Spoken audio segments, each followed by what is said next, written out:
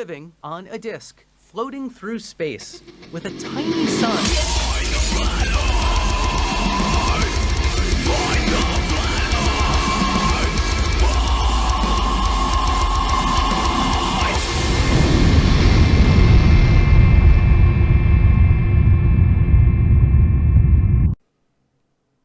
Hey, I'm Fight the Flat Earth and welcome back to the channel that does to stupidity what talking to flat earthers has done to my brain cells. Tonight we have a returning face to the channel. In fact, this was the guy that I very first debated on the channel and is a complete dumpster fire if you ever watched that. Mr. Flat Out Hero. How you doing, sir? Pretty fucking good. How you doing? Not bad. So you told me you have some kind of bomb to drop on the globe Earth. Something that no one else has heard before. Do tell. I'm pretty sure that other flat earthers with common sense have figured this much out, but as far as I know, I'm the first one to bring it up in a video. But yeah, first let's agree on a premise. Do you agree that the closer you get to a heat source, the more heat you will feel, or the more the temperature around it will increase? Generally, yes. Okay, but I mean it's pretty common sense, right? Yeah. Well, on Earth we got where I live in Arizona on the equator.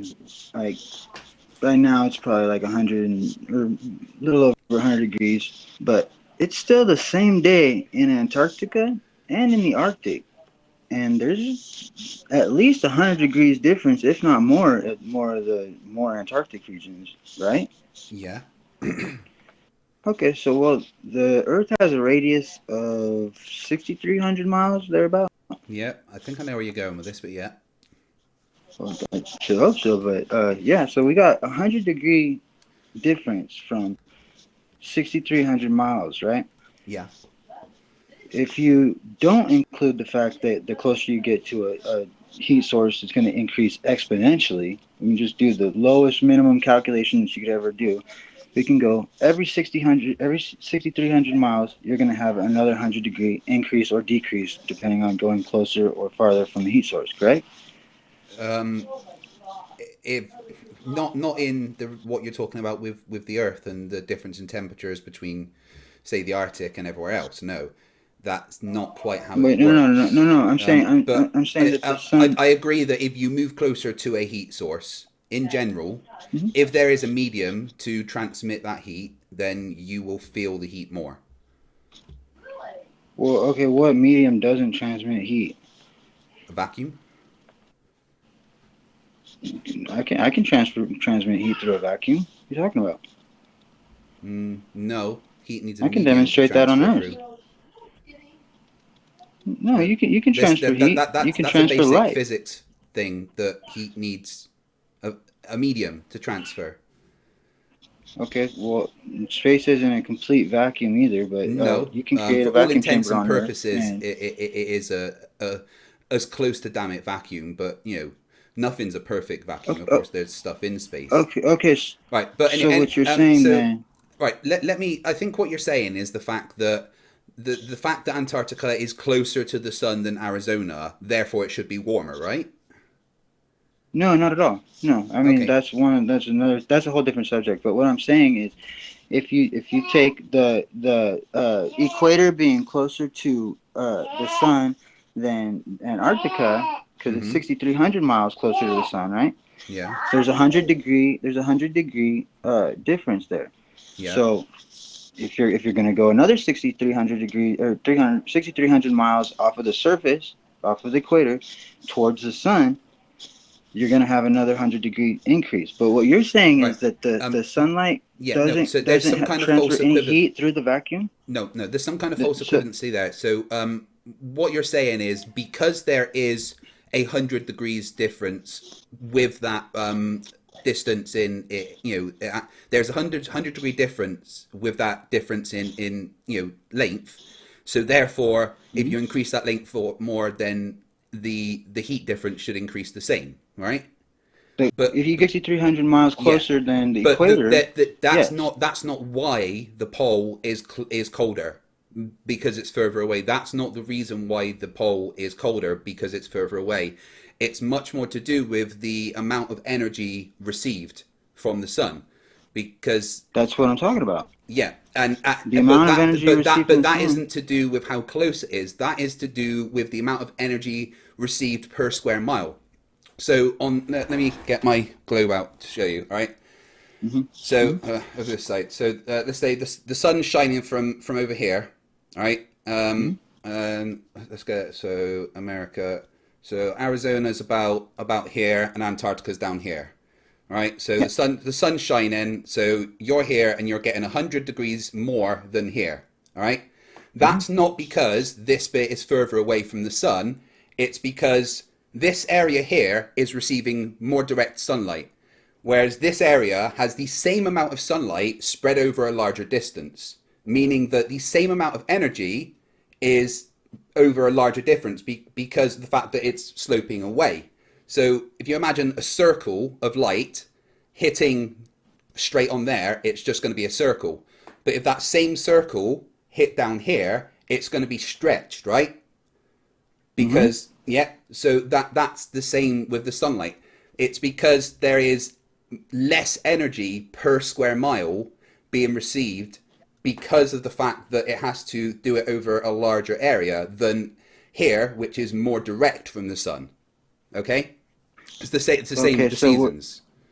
So you're saying that it doesn't matter where the sunlight, it doesn't matter how close it is to the sun. No, not really. I mean, there's points where the Earth is a lot closer to the sun, during parts of its orbit than the other. But that isn't really what is changing the temperature. The difference in distance is so small compared to the actual distance from the sun that doesn't make a difference. What's making a difference is the amount of energy received per square mile. Okay, well, but now let's take away Antarctica. Let's say just from the equator. How much of an increase in temperature would the Earth experience if it was 6,300 miles closer to the sun? Probably if its none. orbit. That 60. This amount, saying this is 6,300, right? Sorry, well the radius there is 6,300. So that amount of difference to the sun is nothing compared to the actual distance. I'm not saying compared to. I'm saying will you experience an increase? Because we just agreed that you experience an increase the closer you get. If you are in a heat source with a medium that's transmitting that heat through. In space, where what you're receiving is the radiation from the sun, which is then causing the heat on the planet, and that is transmitted in parallel rays. So that's the only difference. How is it that the radiation is not hot? Because radiation isn't hot by the definition of radiation isn't hot. It's hot by the time it gets here.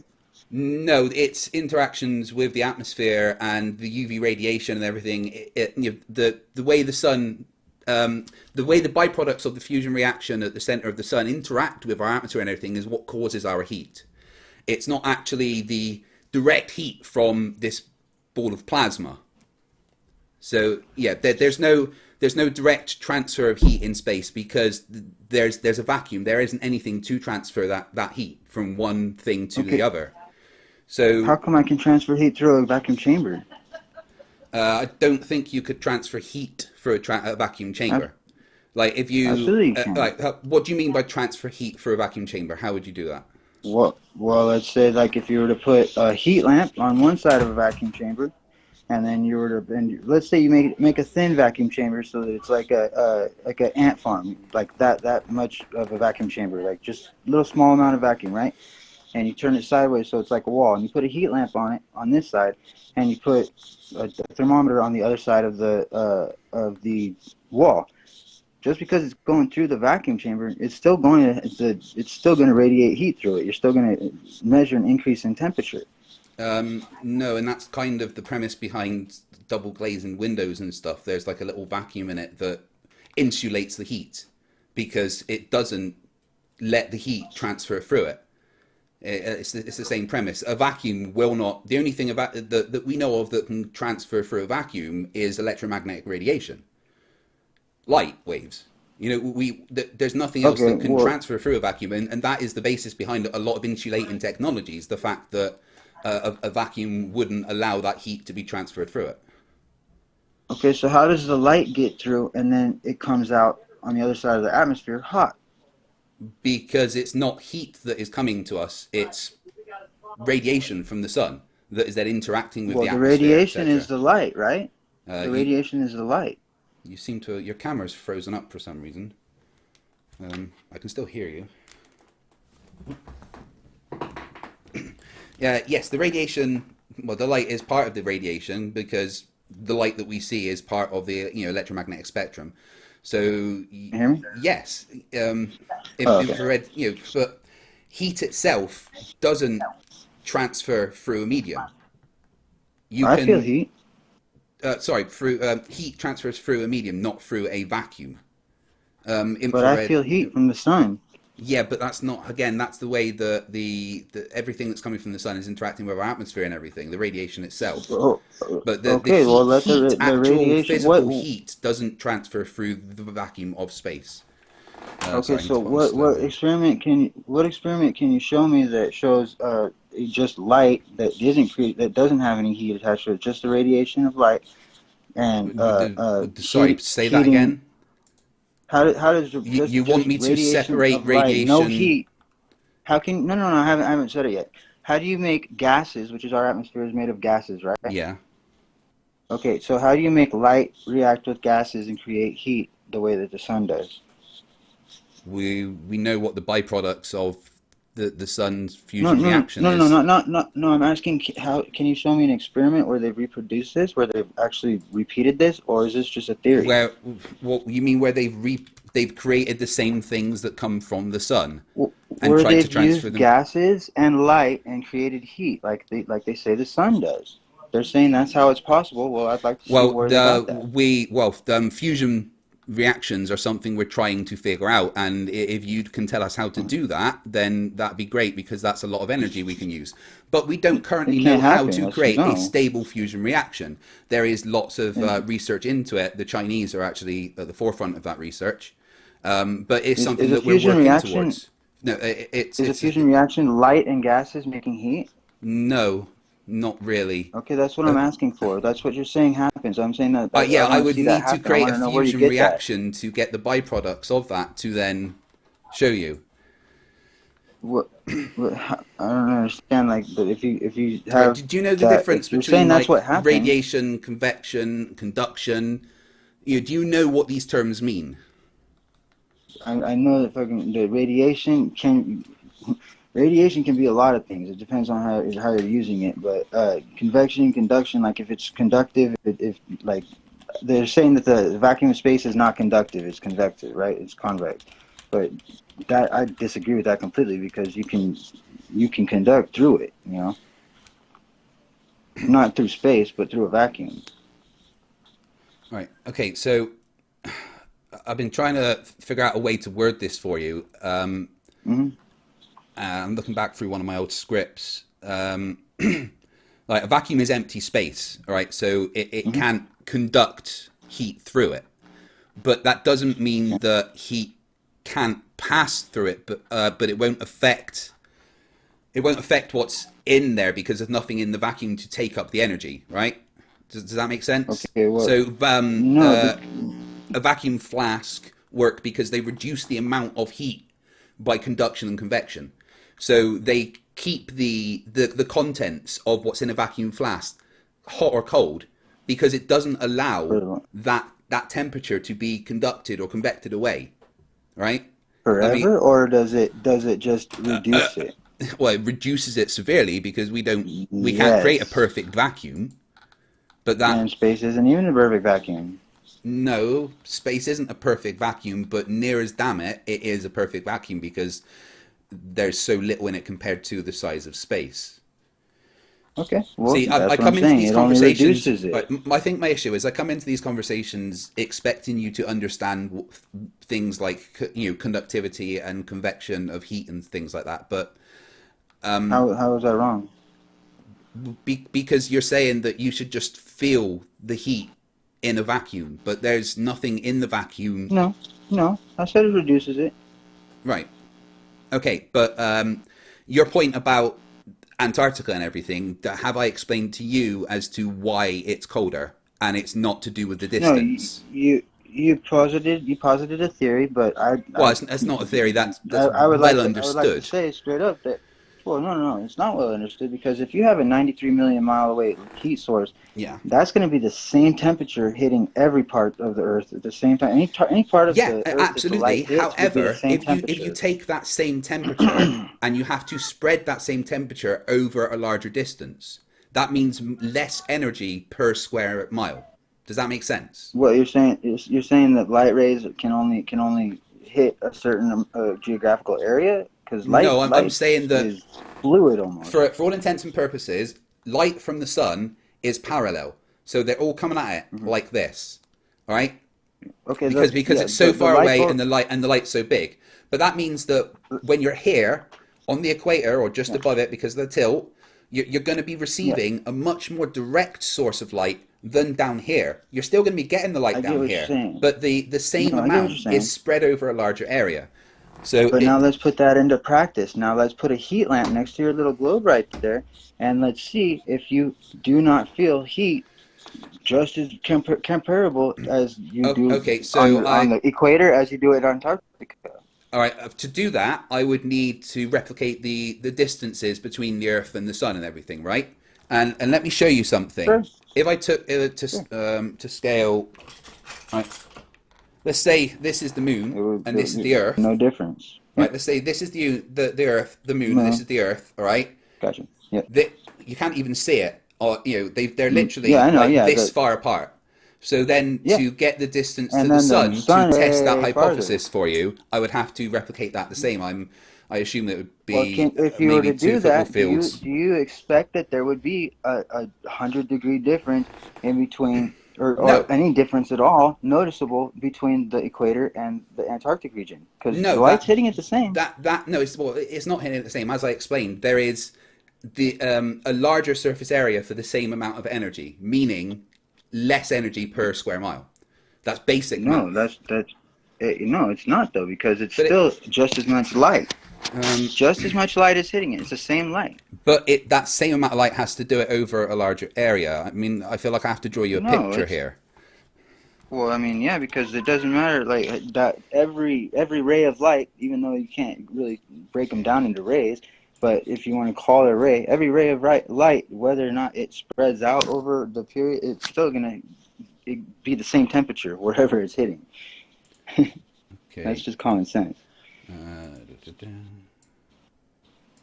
Oops, I want a line. Like if the Earth has sunlight on one side of it, that entire side of it should be the same temperature if Earth is a ball. And it's But 93 you miles understand away. the fact that if part of the ball is facing away from the direct source of light, then it's not going to receive as much energy for the same amount of area. That's what You I'm mean trying to like- explain to you here. No, I'm saying if the light touches it, it should be the same temperature. No. Again, it's to do with the amount of energy received per square mile. Okay, I Right, get that so you're saying it's- that, but if you were to So put that into practice, Ye- the light's always going to be the same temperature wherever it's touching. No. If I was to have a heat source right here next to it, right, this bit would heat up faster than this bit because this bit is receiving more of the heat per square millimeter. So Right, this it would bit heat will up get quicker. a- This bit will eventually heat up to that, but that depends on the limits of what material is. But I really don't want to have to actually draw you a Right away. picture because I feel like I don't want You to. don't have to draw me a picture. It's impossible So to draw. you understand what I'm saying then by it will receive. No, I get what you're Right. saying. So- but what I'm saying is when you put it into practice, it doesn't work. Now, if you were to make that But globe it super does because small that's and kind use of how that the heat seasons source, work, right? scale it down from a heat Right. source that you could fit in the screen. If you have that globe to become a BB, now that same temperature is going to be at the bottom of the globe as it is the equator. No, it's still going to follow the same laws as everything else. But tell you what, I actually have You a can question. I have a very good question about your hypothesis of being closer to the sun means that you will be warmer, right? So you say Absolutely. the Earth's flat, yeah? I do. And that means that the sun is above us, right? Yep. So why is it colder at the top of Mount Everest when you're closer to the sun? Because it's not closer to the sun when it's farther away from it. If it's closer to the North Pole or closer to the South, or the Okay, right. Let me rephrase the question. It's going to be farther away from the sun. Why is it colder at the top of Mount Everest at the peak from the bottom? The bottom is because further away from the sun. Arizona. I'm just talking about this specific. You are saying if you're closer to the sun, then you're gonna get more heat. So if you're at the top of Mount Everest compared to the bottom, you're going to be getting more of the sunlight and more heat, right? So why is it colder at the top of Mount Everest? No, that's because Mount Everest isn't underneath the sun on the equator. It's farther away from the heat source.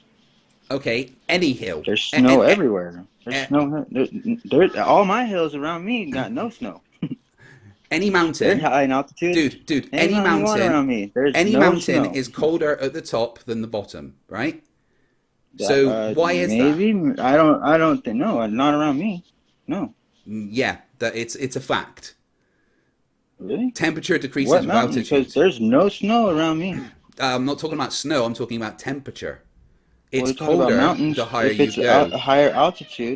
If it's a higher altitude, there should be the high altitude mountains around me should have snow on them, right? It's colder up there, right? No, according to you, they should be even hotter than the floor, but they are. Yes, according to me and according to reality, they are. Yeah. No, reality, and you can ask anyone who climbs mountains. The reality is, the higher up you go, the colder that it is. How you doing, dude? I climb mountains. In my geographical area if you climb mountains, then you also know that there's less oxygen, and which means there's a pressure gradient. None of the ones around me have that much less oxygen. But yeah, no, I understand that. Then you're on a hill, not on mountain. That's at the higher. Well, no, they're mountains. They're called mountains. I mean, you're literally asking me to at the same altitude, 1 + 1 = 2 to you, right? Now, no, at the same altitude away from the equator, those mountains would have snow on them, just like in California. Some of them do, certain times of the year. Yeah. So it's still colder at the top of all these mountains than it is at the bottom. Is my point? Not the ones under the not the ones closer to the sun. Dude, no matter where you are closer to the sun. No matter where you are on the globe, if you are at the top of a mountain, you are closer to the sun. Flat Earth. If you're on a flat Earth, no matter where you are on the flat Earth, if you're at the top of the mountain, then you are closer to the sun because the sun is above you. No, because the sun could be on the other side of the world. But what about when it's solar noon at solar noon and you're well, okay, there's solar noon at Mount Everest. There is no solar noon at Mount Everest. So, it's not right above you. So what? But it's still going to be closer to the sun. No, because it's higher up. It's farther away from. Okay, it's higher up, but it's not closer to the sun. Dude, I've got all right. If you take a triangle with sides of 1, 1, and 1, what are the internal angles? Wait, hold on. Why are you jumping? No, I just need to check something. Why are you jumping? Well, it's important to the conversation. Answer that? You can't answer that? No, it's important to the conversation. We're not talking about triangles. Why can't you answer the question? What was the question? If Mount Everest is if Mount Everest what was it again? If Mount Everest you asked me, Mount Everest is farther away from the sun.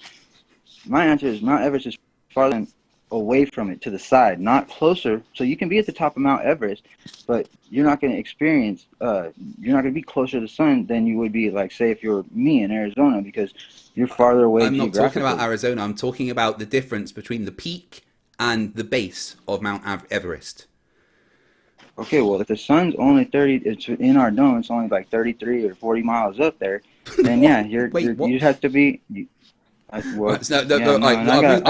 move past that, but the peak of Mount Everest, the peak of Mount Everest is going to be closer to this 40-mile sun than the base of Mount Everest, right?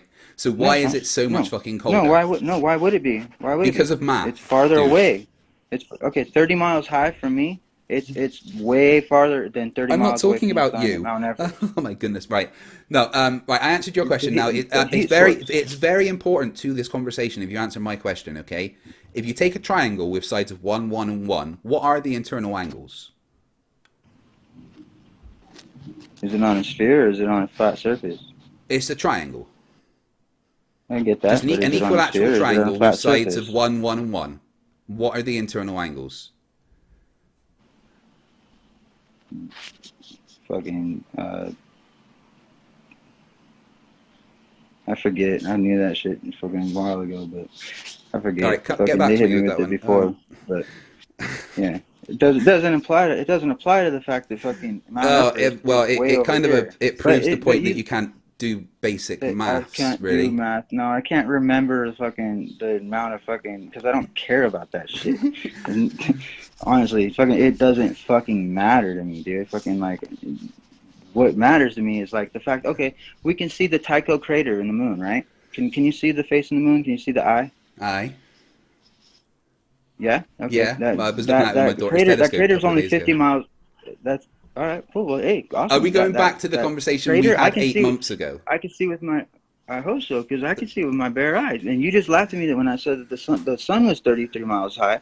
Well, the moon is exactly 33 miles high, and I can see the 50-mile wide crater with my bare eyes. So if the moon is 230,000 miles away, how can we see a 50-mile wide crater when you can only go 300 miles high? You can't even make out a continent. Oh man, you can't even make out a continent. Dude, I just think you need to rewatch our debate from about 7 months ago, and I really don't want to rehash the same question. You never. I answered you back then. We can move on. Right. Have we talked about the ships over the horizon? Oh, many times. I've got a very good. What was your response? The fact that there's a horizon I bet and you they your video disappeared. starts with the zoom. I bet you that your horizon. No, it does not. Camera in zoom. It doesn't. Let me just find where it is. It doesn't start T900 full zoom. No. Okay. I've lost the video. 2 seconds. Let me grab it again. You got it.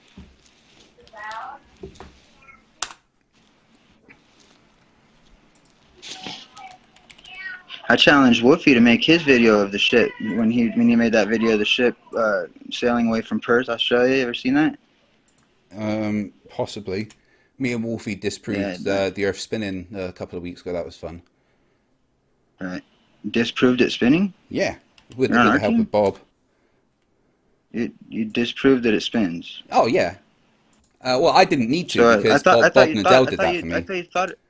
I mean, disprove the fact that it doesn't. Yeah, I'm disprove. Okay, sorry, I'm concentrating on two things. Disprove the fact that it doesn't spin. You know what I meant. Okay. Well, but when he made that video, it was because I challenged him to do so. But instead of doing what I asked him to, which was sit at a beach, don't use any zoom, film a ship, go over the horizon, because the original observation was made by the Greeks. I think it was Aristotle. They didn't have any optics whatsoever. They didn't even have telescopes back then. And any sailor today will tell you he can see a ship go over the horizon with his bare eyes. You can go to a beach and watch it yourself. Ship goes over the horizon with your bare eyes, and then you can zoom in on it, and then you can pull it into full view and watch it go over another horizon. The horizon is not a physical barrier. So you are saying that you can zoom back in to things that have gone over the horizon. Is that what you're saying? I'm saying with your bare eyes, you can watch it go over the horizon. That's perfect because this video actually disproves that. Let's see. All right, let me get it out. Nope, I'm not getting it out. Don't get rude, people. How much everybody want to bet it starts at zoom when you can see the ship? Ooh. Here is a video that I filmed just the other day with the P1000, and let's see what happens when I zoom in and as I go. We're looking at 3 ships out here, 1, 2, and there is a third one out here. So let's zoom in. Shout out to Dazza, the cameraman, see what we find for this video. Please as check you can it out see, I'm on his well channel. above the sea level. The beach is down below me. I'm up high on a car park. Now we can see these ships coming into view, and all the optical zoom does is to magnify what is already there. It doesn't have any magical effect continue the video, by or bringing ships you know over what? the I'm horizon. sorry. I Obviously, had the the ships sound are too muted. far My away to bad. be Bear with seen me. when we're zoomed right out. You can Right. see I'm well above the sea level. I had The beach is down below sound me. off, my I'm bad. up high on a car park. Now we can see these ships coming into view, and all the that's a optical ship? zoom does It is to Pay out of view magnify yet. what is Pay already attention. there. It doesn't have any You need to magical watch the effect full. You need to watch by the full bringing video. ships over the horizon. Obviously, the ships are too far away to be seen when we're zoomed right out, but with some magnification, just like using a No, I magnifying could glass, see that. we can see Yeah, objects that are too small that to he's see zoomed in a little bit otherwise, already. or in this That's- case, too far just- away. just No, pay I know, but attention. before Let's I zoom saw in. that, I thought that was a Now, rock. the challenge here is, as I'm zooming in, I would like any flat earther who would be prepared to step up and accept the He didn't challenge let it go over the to take some horizon. Watch, go back to the screenshots beginning. from No, this just video. wait. You can see I'm that. even prepared to send just you wait. the You'll still see original that. video Just if you want to wait. work with that. Seriously. Take some screenshots from the video and compare the proportion of the ship that is hidden and compare it at the different stages as I zoom in. Are we seeing more of the ship above the horizon as I zoom in, or does the proportion remain exactly the same? We can clearly see the crane towers coming into view and the bridge of the ship there. So we should have enough information here now to take a good screenshot that we can compare as I zoom in further. Even clearer shot now. Now I am focusing in on the ship on the middle, but I will pan across to the left in just a moment. So here is another clearer opportunity to get a screenshot of this ship here as I'm zooming in. And I'm going to zoom past it, and then I'm going to pan to the left. There we go. Are we seeing any more of that ship as I'm zooming in to the full 125 times optical zoom? No, the amount of ship that is visible above the horizon is exactly the same proportion as when I was zoomed out. Huh? So, right, basically what he has said there, what he showed there is that zooming into something that is over the horizon, because this boat you can clearly see is partially over the horizon, right? That one, okay, yeah. Yeah, so he's just shown that zooming into something does not bring it back from being over the horizon. So that's too far to bring back over the horizon, man. I think that's. oh, right. So there is a limit as to. You're out of view of it. No, I can see part of it the there. horizon's not a physical barrier. You can stand in the same spot every day and watch the oil tankers, the oil platforms, which you know do not move. They're stayed still. You can go to every single day for 30 days. You can stand on the same spot at a beach, and the horizon will be higher and lower depending on story, how hot bro. or cold it is. Now let's get back to what we're looking at on the screen. Yeah, you think but let's that get back to what we're looking at on the screen. We are seeing a ship that has gone partially over the horizon, and at the top of there is it zoomed in, and at the bottom is when it was zoomed out, but then he's just enlarged that screenshot to show that zooming into something will not bring it back over the horizon, meaning that there is a point where things will disappear. And it's not anything. It's not. Yes. Okay. It's not a physical barrier. But then, why is only the bottom of that ship missing? Where's the rest of that ship? It's because the water, the refraction of the water is raising it higher. So atmospheric refraction. The horizon line will be the horizon. Yeah. Yeah. Okay. So horizon, all right. But it's not what you say. Wait. I need to address what you said there. So you're saying the refraction is bringing those bits of the ship over the horizon, meaning that there's still something over the horizon. That's what you guys say. No. That's not what I'm saying at all. I'm saying that the refraction raises and lowers the water line. What you see is the horizon. If you stand in the same spot at the same place at a beach but you for can 30 see days there and that look there's at oil platforms, it will go up and down. You will be able to see right. Okay, more but and I'm less actually of the showing same you platform. evidence there with minimal refraction that there is a physical horizon. There is part of that ship missing. That's not that. You're seeing a mirage, dude. You're seeing what you're seeing as a horizon is a mirage. I love that. I can lay down on my stomach and my horizon is right in front of me. The horizon is not. Well done. You have just proved that we live on a sphere. Because if the Earth was flat, there's absolutely no reason the horizon would increase distance away with elevation. Except for the fact that it's increase in temperature is what does it over water. It doesn't happen over land. And That's not what I just said, dude. I can Stop. You keep jumping around. You keep jumping around the questions. On a flat cement slab, I can lay down on my stomach, and I can see my horizon very close to me, within 20 feet of me, as a matter of fact, and I can watch things disappear bottom first over it, just as I've proven in my videos. Yeah, proving that we live on a sphere. It's a flat cement block. It's showing what happens on a flat area, not a globe. On a flat cement slab, level, flat, perfectly flat. Level isn't flat. Let's get that clear. No. Level is flat. It's a synonym for flat. No matter whatever it's really not. What do you call the top of a level table? Is my phone level? It's flat. Is it flat? Is it flat and level. Right now? It was level a second ago. Right. What is it? Is it still flat right now? Yeah, it's flat. But is it level now? No. So flat and level aren't the same thing. Thank you. No, but they're synonymous, because flat, you can't have level without being Explain flat. to me what synonymous means. The same word can replace another word. So I just proved to you that level isn't synonymous with flat by showing that this is not level and flat. Okay, it's not exactly, but it's the same thing. You're describing a quality of it. Level does not mean flat. Word. Level is a completely different thing. I didn't say it was the exact same thing. It's a synonym. They're not really interchangeable, because level doesn't mean flat. Really? Because for instance, if my level's laying level, it's also laying flat. It's if I put sticks on this globe, all 2 centimeters in length, perpendicular to the center, okay, and then joined them up with a line, that line would be level to the surface of the globe, and it would be curved. Okay? What? I thought we see the curve. I thought we see ships go over horizon. It's like you don't listen to half of the conversation sometimes. So, yes, well, I've shown evidence of ships going over horizon. But do you want to talk about the fact that we know the Earth spins? And sure. Yeah. I mean, do you have evidence that it doesn't spin? Yeah. I can put my glass of water down and it's not moving. Oh, okay. That's really not evidence of continual motion. I've got absolute evidence that it doesn't spin. It doesn't spin. You're doing it again. It does spin. I'm sorry.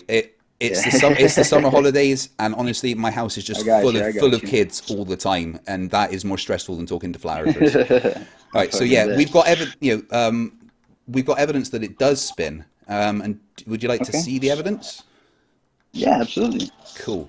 If the Earth is spinning at one rotation every 24 hours, that means that every hour it has to turn 15 degrees. And if the gyroscope is mounted anywhere on Earth, it's going to drift. In today's 21st century navigation systems, they're using what's called a ring laser gyroscope. It is extremely precise. If we could simply get one of these ring laser gyroscopes, we would be able to prove once and for all that there is no rotation to the Earth. One of the people in the community actually purchased one for $20,000. But what we found is when we turned on that gyroscope, we found that we were picking up a drift. Electromagnetic 15 degree per hour drift. Perhaps the same force that causes the compass. Shout out to Bob Same force that Nadell. causes the compass to move would cause that gyroscope to come off course, I would imagine.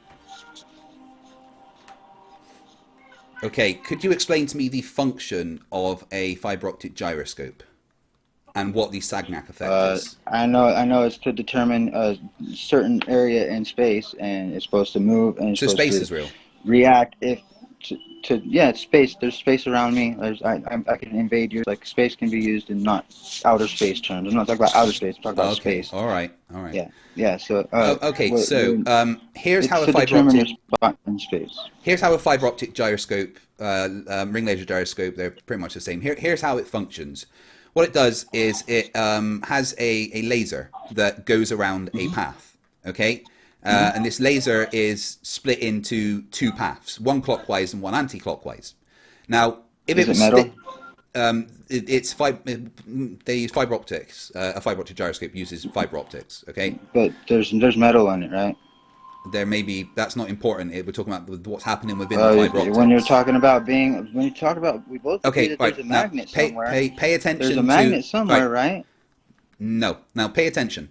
Okay? Earth is either a magnet or the North Pole is a magnet. All right. So pay attention. A magnet somewhere. Dude, pay attention. I'm teaching you how a fiber optic gyroscope works. Okay. So this light is split into two paths: a clockwise path and an anti-clockwise path. Okay.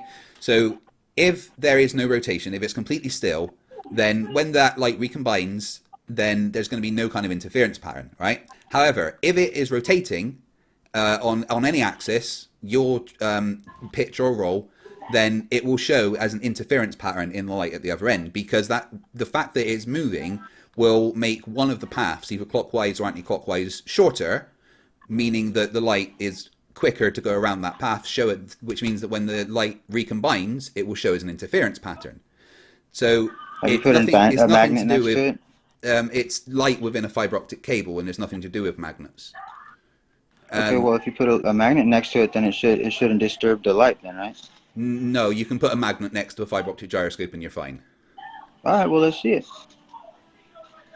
Airplanes. They have three. A magnet. Airplanes have three fiber optic gyroscopes. Right next to the gyroscope, or anywhere in the vicinity, as long as it's affected by it, or the Earth's magnet. The Earth is a magnet, so it affects the compass. It affects everything that's metal. Yeah, but we're not talking about the. There's so many things that prove that Earth. If you put like a Foucault pendulum, you have to spin it. You have to start it in order to make it. Of course you do. To make it. Right, yeah, in order okay. Let's stick to what a ring laser gyroscope, fiber optic gyroscope, same thing pretty much. Let's stick to what it shows. We're not talking about metals or magnets. We're talking about the light and the speed that it's traveling. Now, we all know that c is a constant. We all know the speed of light is 180,000 miles per second or kilometers, 300,000 kilometers per second. Okay, that's what they say.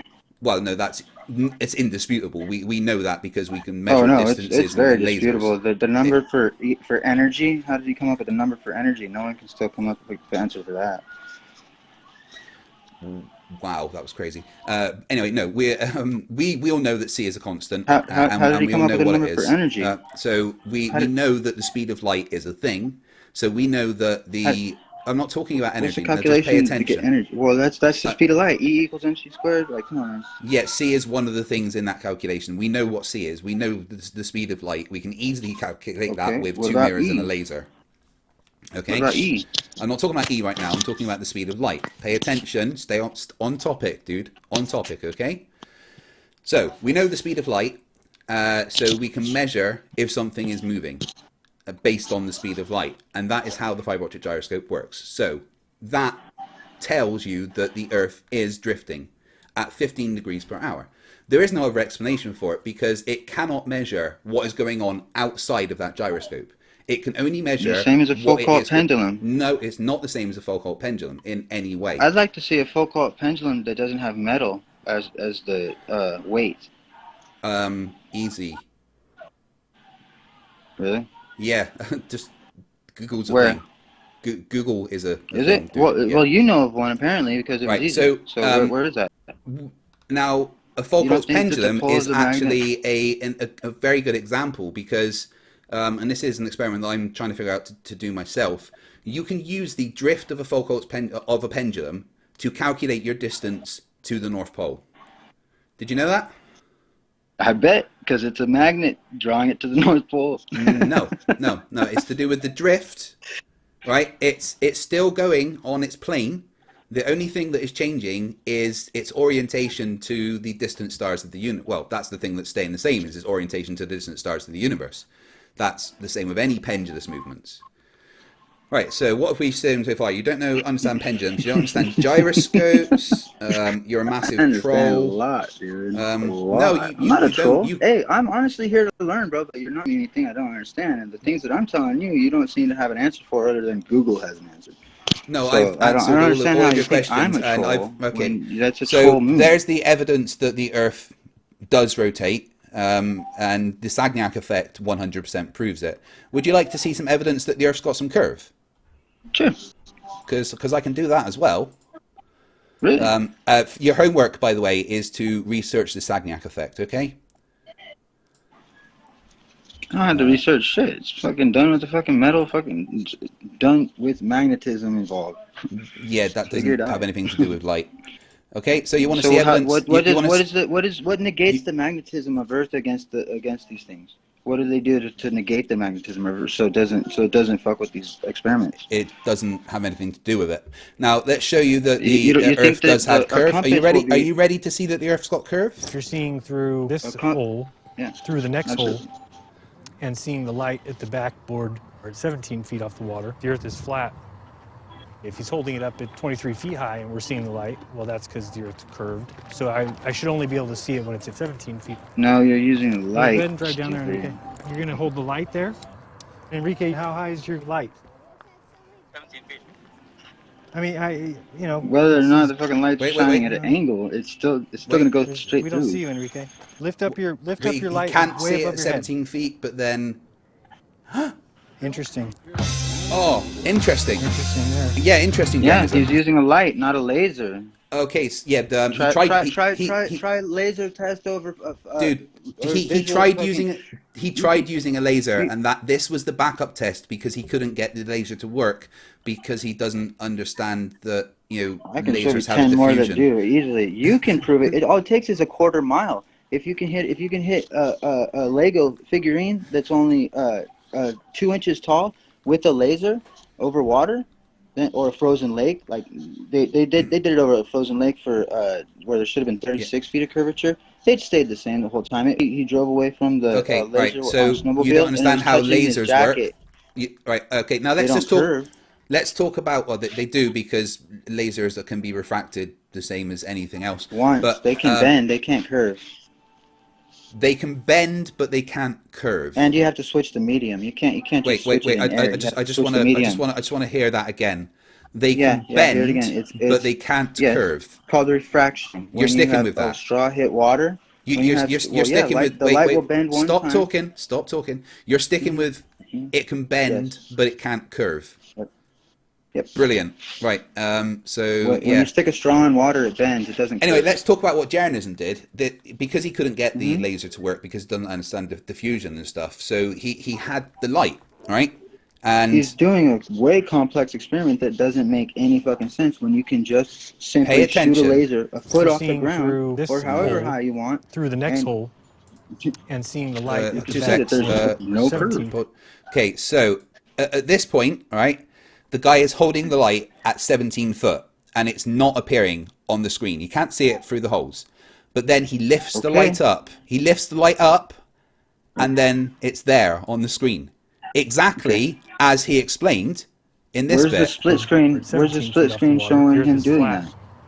There's a whole lot of non-control here, and it's disappointing that Jeranism will be I should only be able to see it when it's lowering himself to not correcting for all the haters and all the people that are gonna question it. Why isn't he doing that? I don't know. Last time I checked, over 12 million people have seen this. Him show that there is evidence of curvature. I'm sure. So yeah, there's evidence of curvature and evidence that the Earth rotates. Okay, here. How about this? My turn. How about we go show a video of mine called "Frozen" or "Laser Test Over Frozen Lake" by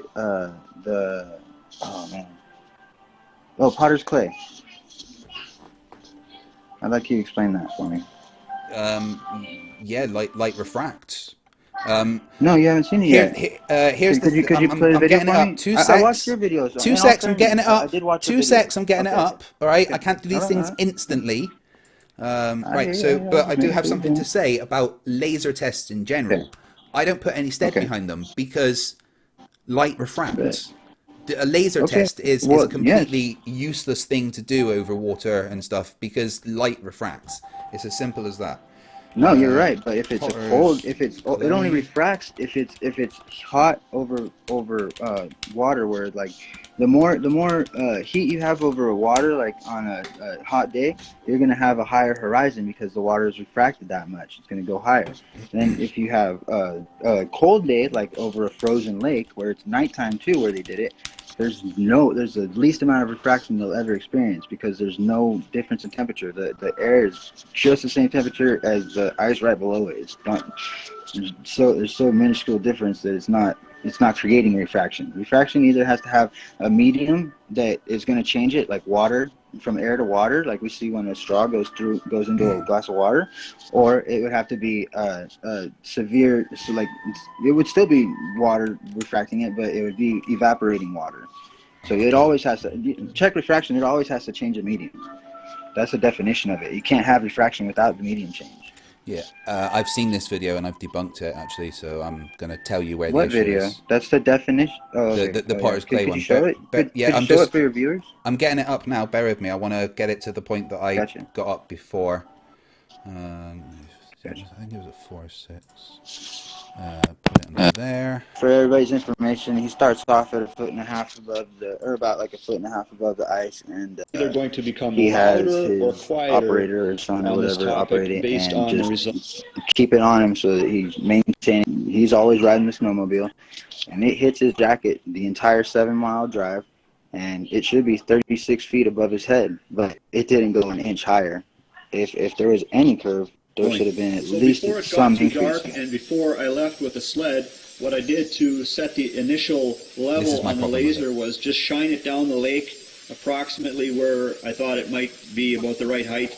And that invalidates the entire experiment, right? Listen to what he says here. It invalidates the entire experiment. From there, and then I would find the beam again. Yeah, listen. It doesn't matter how much. Listen. Too dark, and before I left with the sled, what I did to set the initial level on the laser was just shine it down the lake approximately where I thought it might be about the right height. And we don't need to listen to anything else because Well, listen to me then. Wait. What he just said was to set the level of the laser. I shined it down the lake at an approximate. Right. He had no controls at all. And that it doesn't matter. That 10 seconds. Look. That video you just showed me. That 10 seconds of that video invalidates the entire thing. That's why you should think the way you do. I've covered this on stream before. It doesn't matter where he points the laser, if he's pointing it downwards or it doesn't matter what. Of course it matters. If you can see that laser from 7 miles away at the height that you can see it. Okay, can you tell me how a laser emitter works? Yeah, it shoots a light straight forward. No. That's can you all try I need again? To know about it. Can you try again? Do you want to take another guess? Are you going to argue that a laser doesn't, that the light doesn't travel straight? No, laser lights emit in a cone. Actually, they what? They emit in a cone. No. But it will. The beam will come straight off of the glass. No. Off of the lens. No, laser lights emit in a cone, and they have diffusion.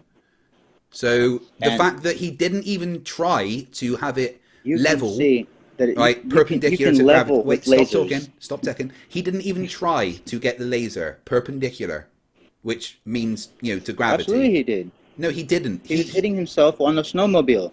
That's not. He made sure that his operator continued to have him in target. Do you want to listen to him again? Do you want to listen to him again? Yeah. All right, he had right what you're talking about. I can correct you right now. Right what you're talking about. He said that he had his operator lower it and again find him because that's what he was doing. All right, making sure that the laser was I always want you him. to listen and everyone else to listen again to what he says. Okay, this is how he initially set up the laser. Okay, everyone listen. By looking back, I could always see that little green dot off in the distance and then see where the beam was going from there, and then I would find the beam again and keep going. So before it got too dark and before I left with the sled, what I did to set the initial level on the laser was just shine it down the lake approximately where I thought it might be about the right height. And so we were anticipating we were going to have to find... I shined it down the lake approximately where I thought it might be the right height. I was anticipating they might have to adjust it. Boom, what? He had to adjust it. It doesn't matter if you're 7 miles away from it. Of course it matters. That height, of course it matters. Even if you're 10 feet tall, you're not going to be able to see it. You have to be 36 feet tall in order to see it from 7 miles away. Not if it's shining up into the fucking sky, because he didn't have the thing level. Wait. No, you would have to be 36 feet tall to see that. It is touching him. It is hitting him directly. It isn't going above his head. Only if the laser pointed in a straight line, which lasers don't, they emit in a cone, and only if it straight enough to level with, and only if it was perpendicular to plumb. So, no, it was none of those things. You can level with lasers. And why can't you also flat? one thing also that is very important about this video, and I've asked him in the comments, is can he tell me the stats of the laser? Can he tell me what the fusion range of it is? Can he tell me that everything? He didn't even understand how a laser properly works. He had no controls and no idea actually what he was doing with that. So no. What makes you think that he says that? What made you think that he said it? Can you show us that comment section, please? How many living comments has that video got on it? Oh, I don't know, but you got it in your history. 400. Responded to you. But you got it. I'm not going to go through. You feel free to go through all the comments if you want. No, your comments. You're in your inbox. Right. Do you understand how many go comments to your I email get? And search Potter's Clay. Go ahead and go to email and search Potter's Clay. They all go into spam, dude. I don't have literally. So search Potter's Clay. It'll come up. I get far too many to be able to do that. And search Potter's Clay, and it'll be right there. Okay. You're welcome to go and search through the comments, but it's not relevant to what's going on here. No, I can't search through your email. I can't do that. Right. You can search through your email right in Potter's Clay, and it'll show us. Right. Anyway, he doesn't know any of those details. You can just look. In fact, I'm pretty sure in the pinned comment section, it's there. You don't got to resort to this, right. dude. You don't gotta so let's move on, because I've proven that you don't understand how lasers work, and neither does that guy. Well, hold on. Let's prove that. All right. What other evidence do you want? Evidence that we don't have a dome above us. Go ahead. Go to your email. Type in Potter's Clay, and let's see where he responded to you and made you think that he did not understand what he's talking about. Please. Yeah. Feel free to go through the comments. You're welcome. Well, we're going to move on. I can't go through your email. Yeah, I can't go into. It wouldn't be in my email because they all go to spam and get deleted. You have a YouTube account. Yes, and do you understand how many comments I get? All my YouTube emails, apart from things to do with payments and stuff, go to spam, which get deleted. Okay? Okay. Well, how do you know when to spam? Now, so I'd like you to show me some evidence now, because I've shown you evidence that the Earth isn't flat and that the Earth does spin. I just typed you. You didn't let the video finish. You didn't get past the part where you couldn't understand. No, I showed the bit that's important where he doesn't understand how to level a laser. You don't understand about the fucking type of laser he used. Yeah, the laser is hitting the bank right where it's the same height that it was stationed at. Dude, a foot and a half off the ground. But he didn't level the laser. He doesn't understand diffusion. He doesn't understand how lasers work. He kept it level the whole time. That's why I was touching him. No, he didn't. He had an approximate. We just listened to his words. All right, so we're not. Yes, you're right. To start off, they knew that they were going to. That's why he had them adjusting it as he went. Yeah. Because they had to keep him in target, which they did. Yeah, but just adjusting it to when he's in target isn't the right thing to do. It doesn't matter if they adjust it. If it's they it can does adjust matter. As low as they want. Right. If there's a curve, if you can show me hit the dirt. Stop talking. If you can show me an experiment where they actually have controls and they understand how lasers work, and they don't approximately level the laser, that'd be wonderful. But as I've explained to you, laser tests are not a good way of trying to determine the shape of the Earth anyway, because lasers do not shoot in a straight line and they can refract just like other light. Okay, so now can you show me some evidence? Are you a Freemason? Yeah, I signed up on the website.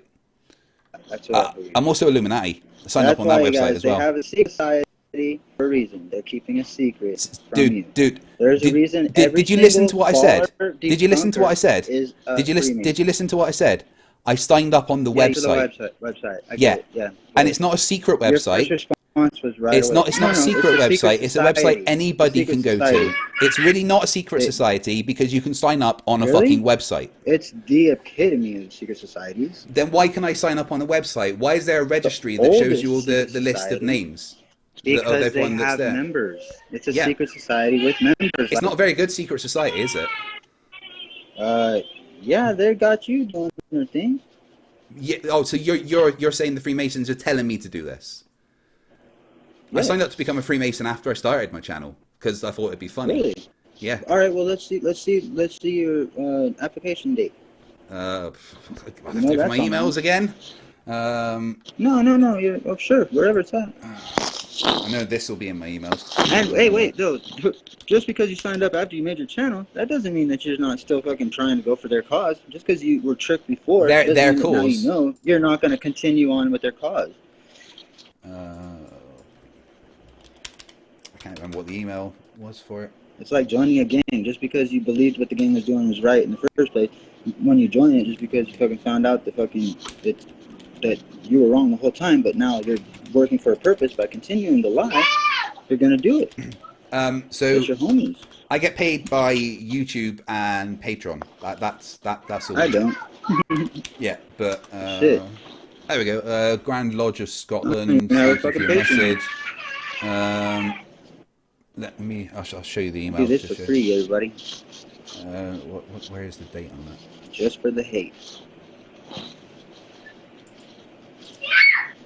17th of April at 23:36. You heard what I just said, right? No, I didn't hear what you said. Just because you signed up later, that really doesn't prove anything. It proves that you're perpetuating the lie that you did. Dude, anyone can sign up to be a Freemason. This is my point. I understand that. Right? Yes, absolutely they can. Yeah, sure. Look, there's my email to the Freemasons from the Grand Lodge of Scotland. Yeah, it's really secret. I just signed up on a website and became a Freemason. No, it's just that every.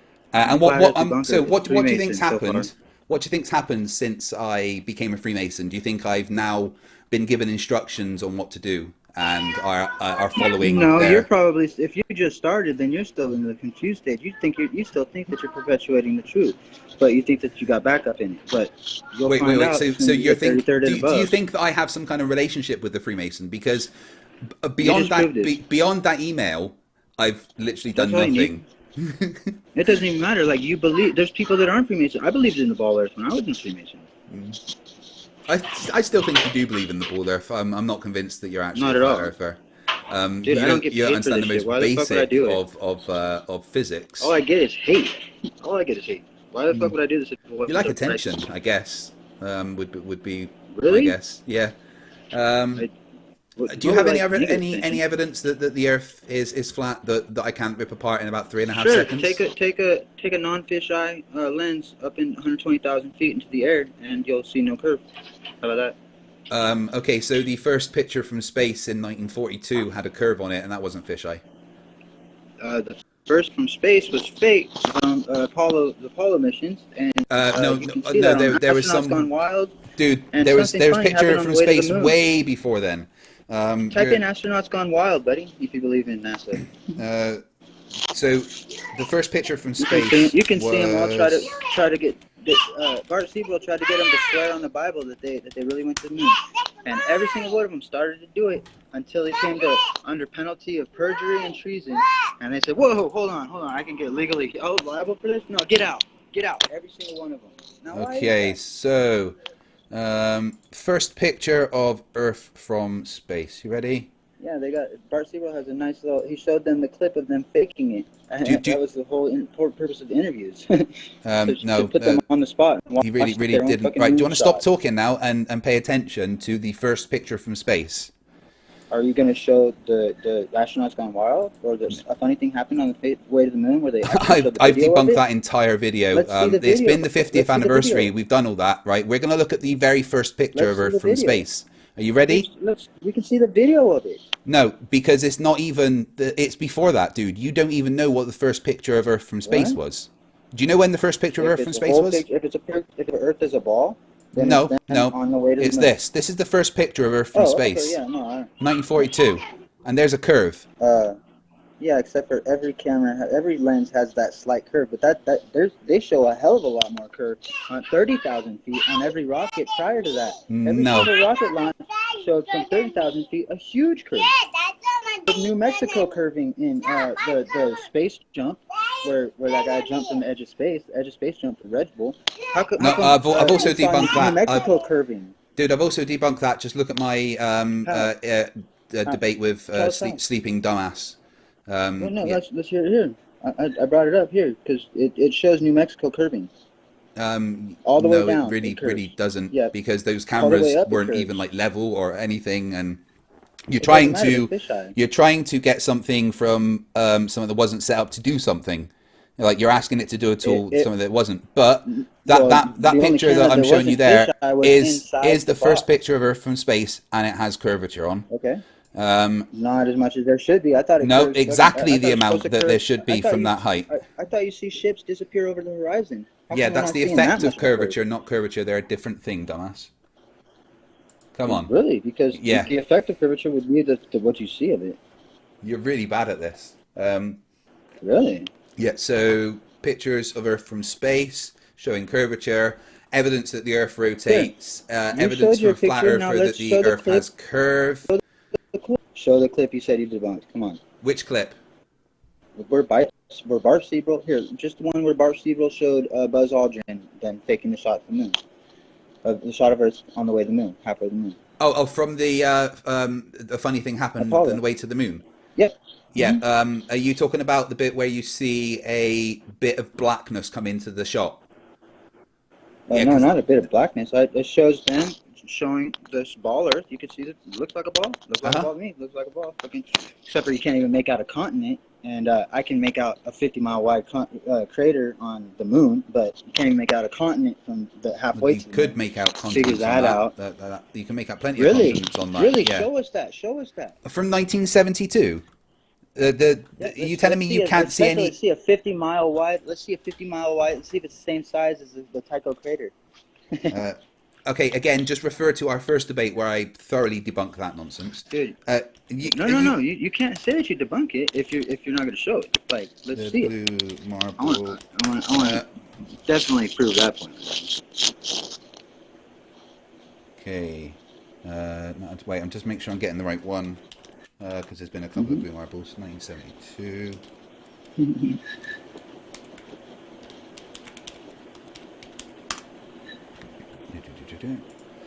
Okay, images.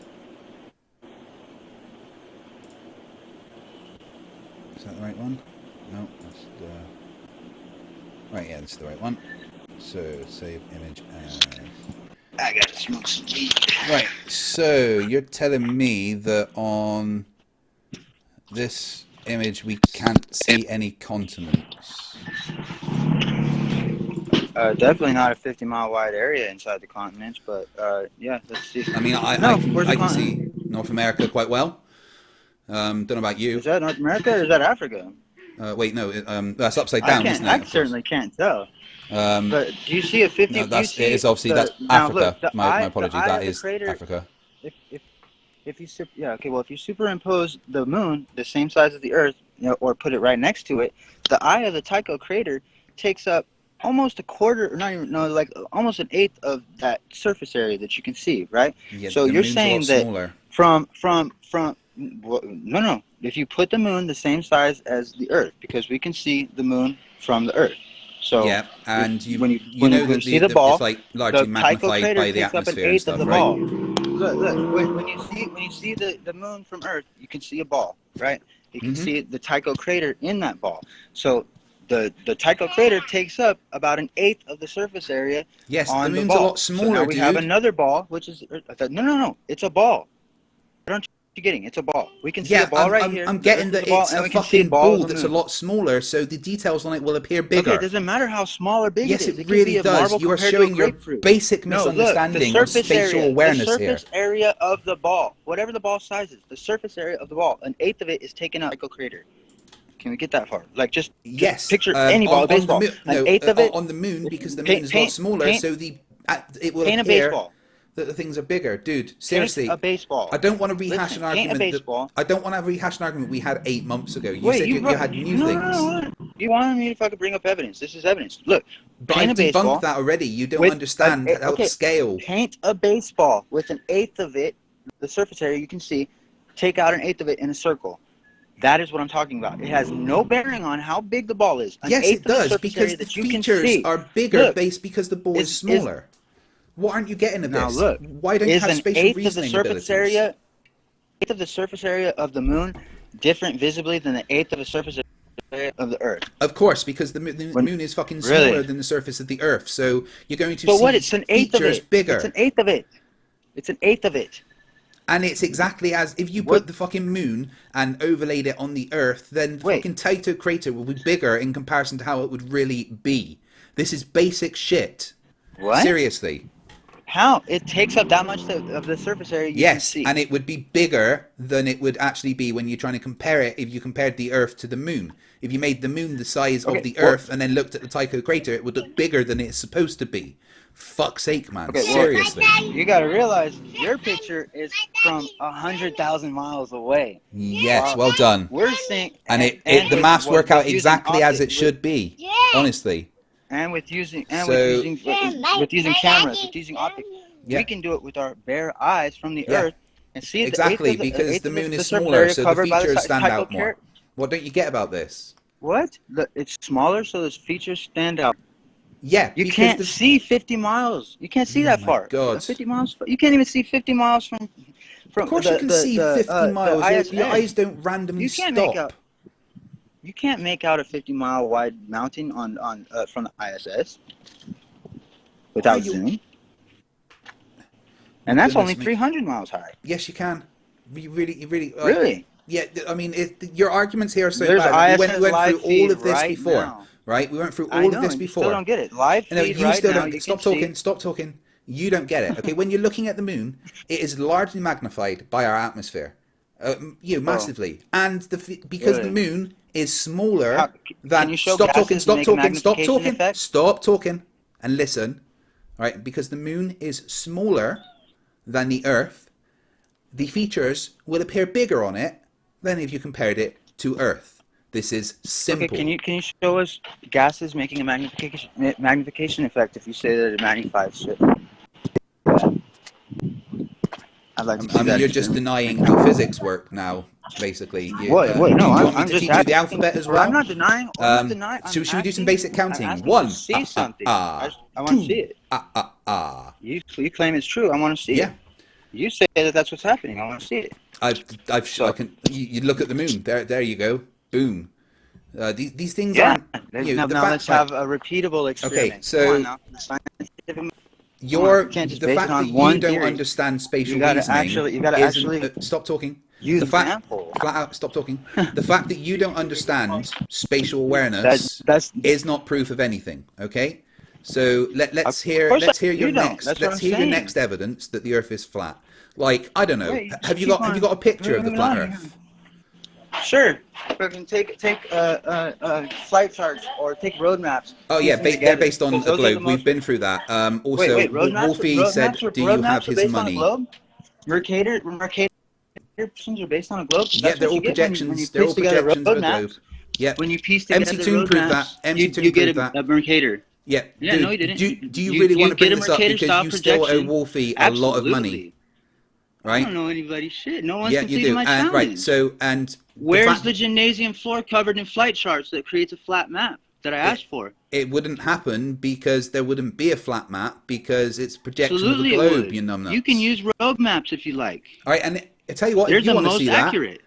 Yeah, and they are still based on a globe. I can see one road map. I can see one road map with zero curvature added, and it's the most accurate. I can get from address to address. I know that's the most accurate. Even though you're going to say it's the most distorted, it's the most accurate map you can ever get because I can go from address to address. I can't take a flight chart and get from address because it's not that accurate. Yeah, and a road map is just showing you what's on the road, and land has contours. Whoa, no, it's showing you everything. Wait, around you. Like you can have a road map that you can have a satellite picture. Right. Stop talking and answer me this question. Do you understand this sentence? Land has contours. Sure. Explain what that means. Valleys, mountains, fucking all that. Yeah, it has contours. Cool. So why do you think a road map would take into account the curvature of the Earth? Curvature is not a contour. It's a whole different thing. Okay, and why do you think that a road map... shut up and listen. Why do you think a road map that takes a tiny little area would show curvature when that tiny little area is on land, which has contours? So it could be fucking concave. No, I don't think it's going to show curvature, but you can't take a road map, which is the most accurate, and put it on a ball. You can't make it conform to a ball. Or piece them together and make them conform to a ball. There's no possible If they way. are one-to-one representations, then yes, you could. No, you can never make a flat representation. You can't take a picture of if you're above 1,000 feet above a block of a city.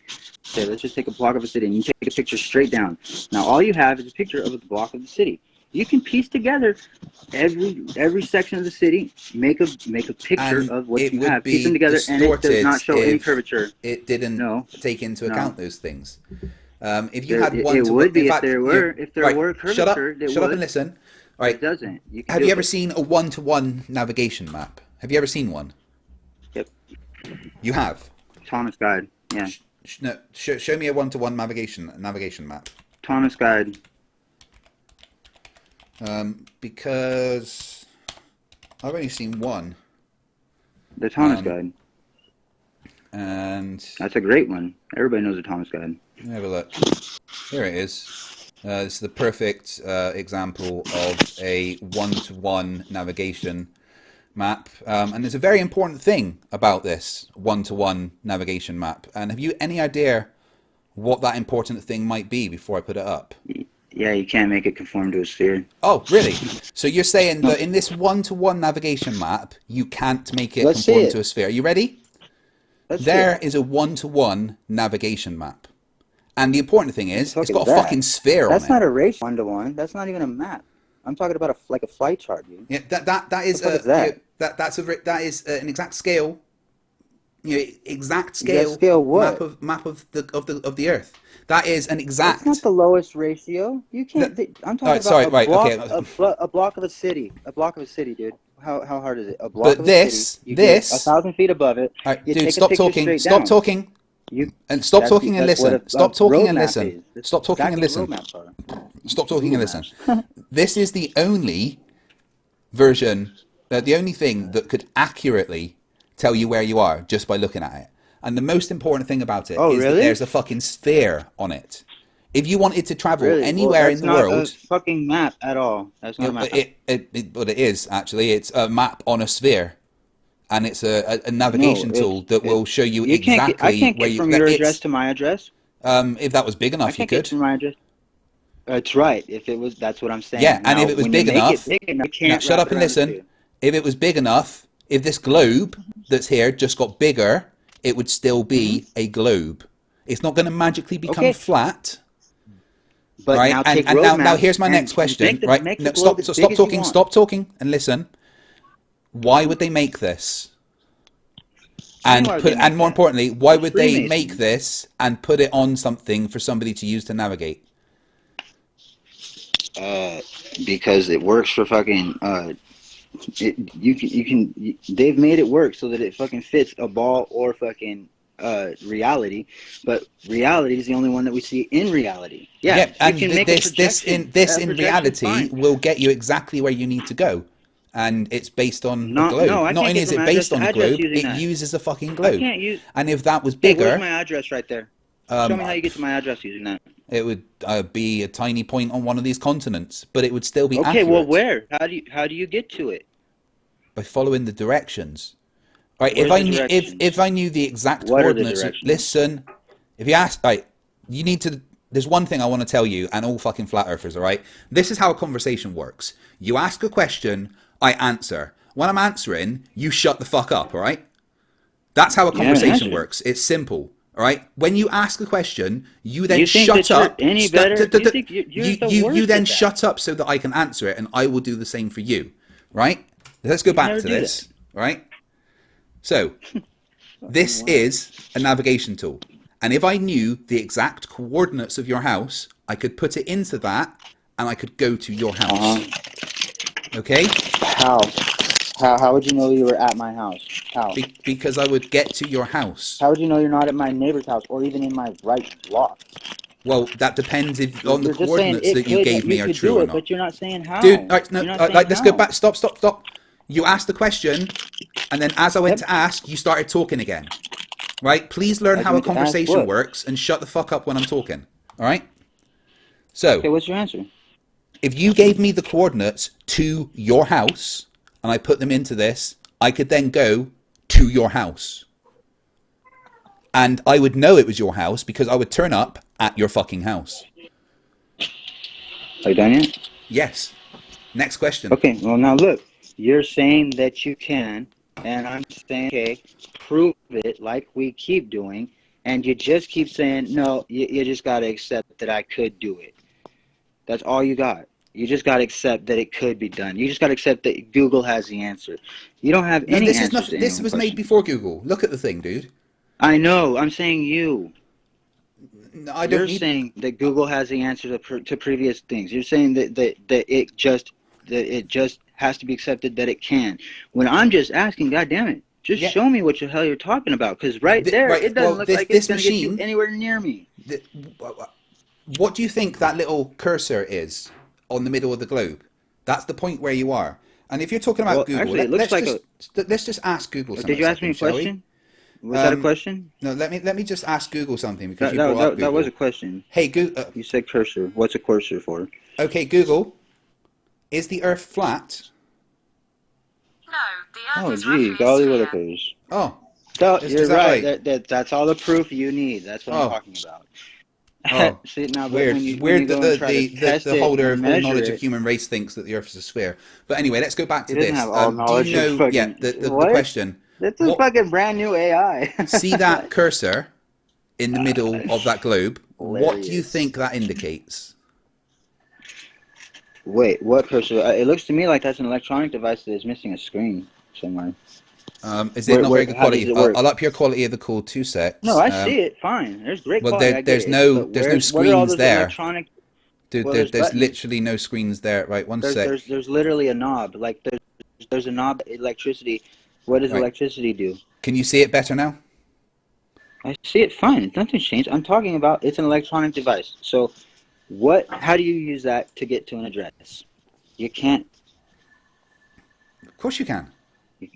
Okay. You would put in your coordinates, and then you would navigate. Okay, to I them. get that you say that. Now let's. Okay, this is a navigation tool, dude. This is show me a video of that. I'm pretty sure it's Russian. Show me a video of someone going to an address using one of those, please. I don't think someone would have gone to an address with that. Huh? But what that's I'm saying what is, I just. Okay, well, with the roadmap, I can. If this was big enough, enough, more accurate than that. It's more accurate. You asked me a question. Let me answer. All right. If this was bigger, right, and it was big enough that you could see your streets, it would still be a globe.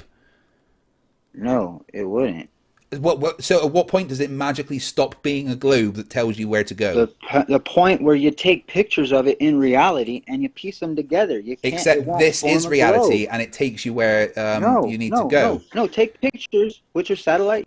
They call them still pictures, and there's no curvature whatsoever. They have Mercator style projection maps, which they make based off of these pictures, or road maps, which they make based off of these pictures.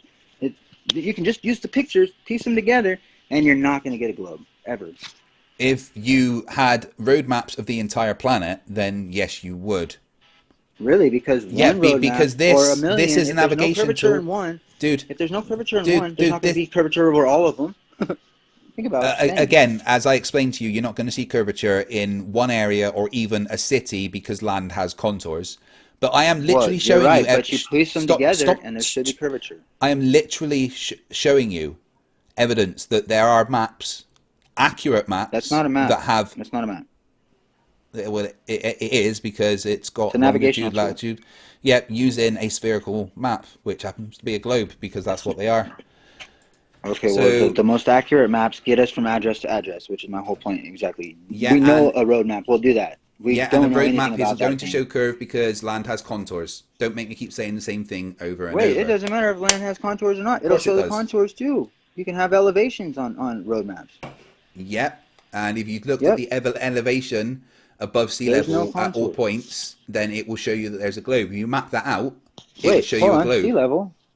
So you mean on one side of the ocean is higher or lower than the other side? Because if ships dip down over the horizon, it would necessarily have to be higher or lower than the other one. No, because level... Yeah, well then how does listen, stop talking, you asked me a question. Level means with respect to a height. So... Okay. If I take this ball and I have 1 centimeter sticks perpendicular to the center going out at all points, and I joined them up, that would be a level line that was curved. And that means that the height above sea level at all points is the same. You're acting as though if I took Ireland, which is here, and the shore of New York, which is here, you're acting like it should show a negative 3,000 feet over there, right? That's what you're saying. I'm acting like, if a ship goes over the horizon, it should be 3,000 feet below the horizon, Yeah, but that's not how it works. That point there and that point there are both 3 meters above sea level. Above, you can't with respect to a height. Yeah, exactly. That's something you need to tell flat earthers. Well, that's what I'm saying. The ship goes over the horizon, therefore showing that sea level is lower. No. The point above sea level is the reference point, dude. Sea level is the reference point. So we talk about height above sea level. Okay? And water in the container goes flat. Really? Then why does water go up the sides of a container?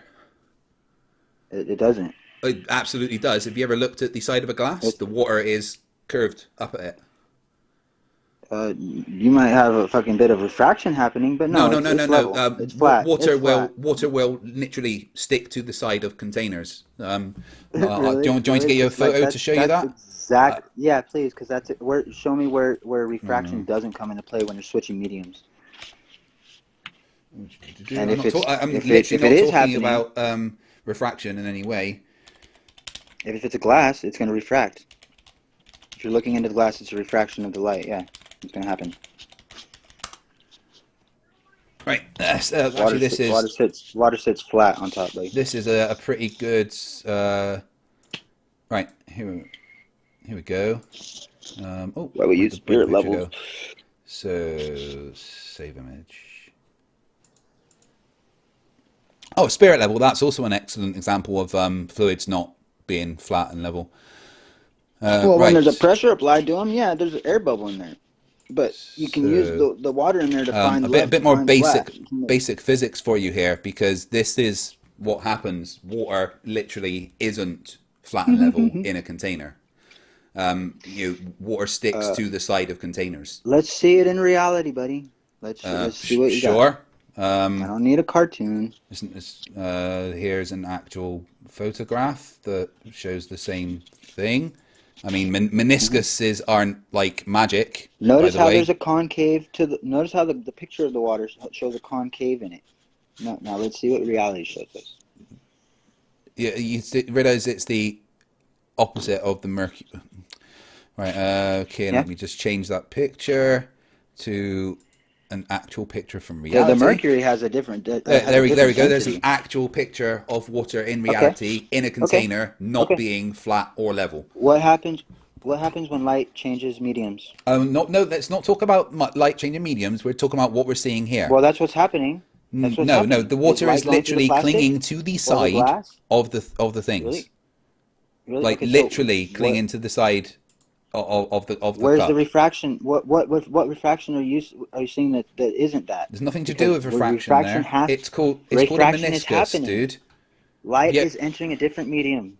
It happened. It's happening. So where is it happening if not there? Look at the liquid in that. It is touching the side of the glass. Straw looks bent too, dude. Straw looks bent too. Put a straw in it. It's not really bent. I swear. I'm not lying to you, buddy. It's not a bent straw. I know. But I'm just trying to show you evidence that you're wrong. I'm not too sure you do. I'm trying to get a better picture. Refraction. Well, you really don't understand refraction in the slightest. It's going to have refraction. Yeah, this is a much you better. Can show me that. This is a show me much that better in a container picture. that you can't see through. I'm talking. Here's a much better picture that can demonstrate my point. That water isn't naturally flat and level. I mean, that's one of the stupidest things that flat earthers say, because it's literally the opposite of the way water behaves. Where's the flat and level water there? It's not in a container. There's curved. It has to be in a container. It's curved water there. Yeah, it has to be in a container. I just showed you water in a container, and you denied that it was curved. No, you showed me water in a container that is the light's being refracted by. Now I'm saying, show brilliant. me that So you're just lying. In a non-see-through. No, show me that in an opaque container. Let's see that. You wouldn't be able to see it because it would be. Yeah, you would. You can see the shadow of it. It doesn't have translucent. Let's try translucent. Although depending on how actually, you know what? It Writer could have more Dinosaurs refraction. just sent me a picture. Let me just get that one up. Okay.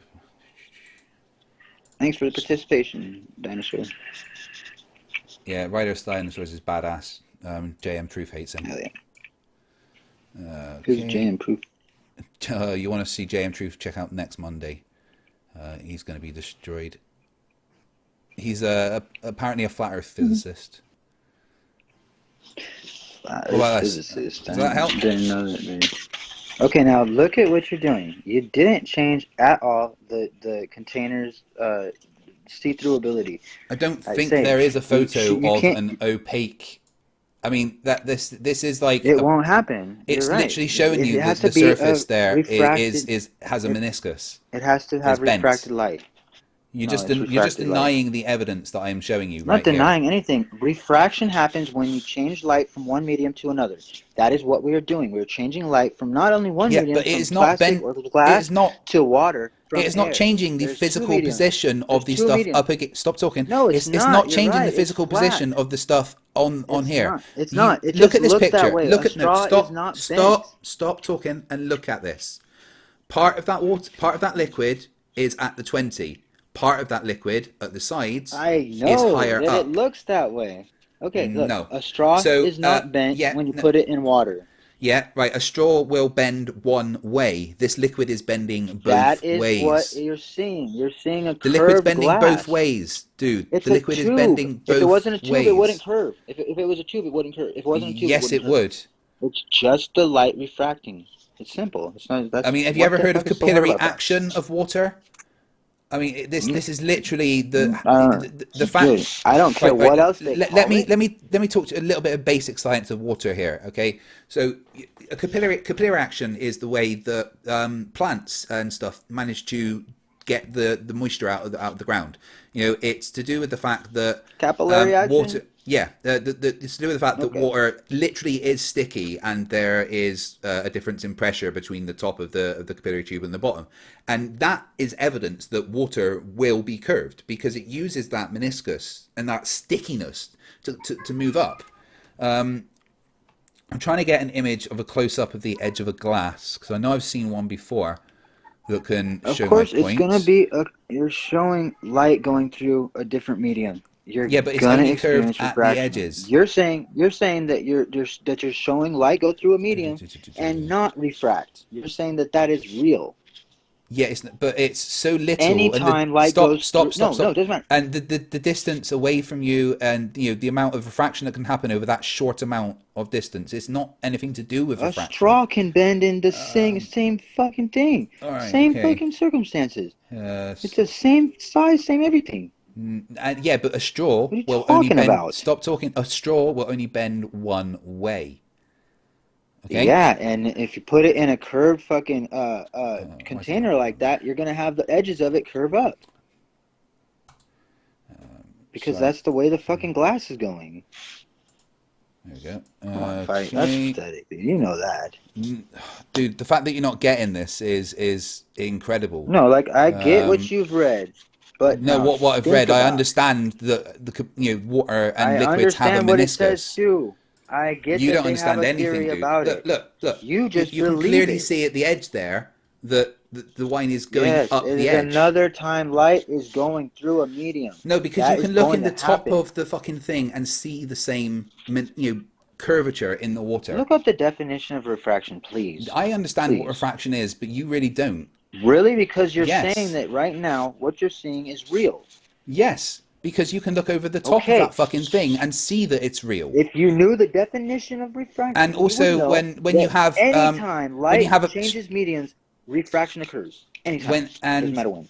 when you have a plastic tube, like most of these things are, they don't really adjust what you're seeing. So the point of leveling things like that, measuring equipment like that, is that it's accurate and you can fucking measure what the liquid is. Dude, yeah, you can measure it because it's fucking the same amount of liquid. It's the same thing. It's never the level has not changed. It is the same fucking thing. It's just labeled differently. Okay, I'm trying to get a Doesn't good matter what the example fucking to label show you is. It's because fucking the same thing. you don't understand anything. I do get it, dude. You You're don't, saying dude. that You don't. You're saying you understand refraction, but you won't I read the very much definition. understand refraction. Like you I Define bet you couldn't.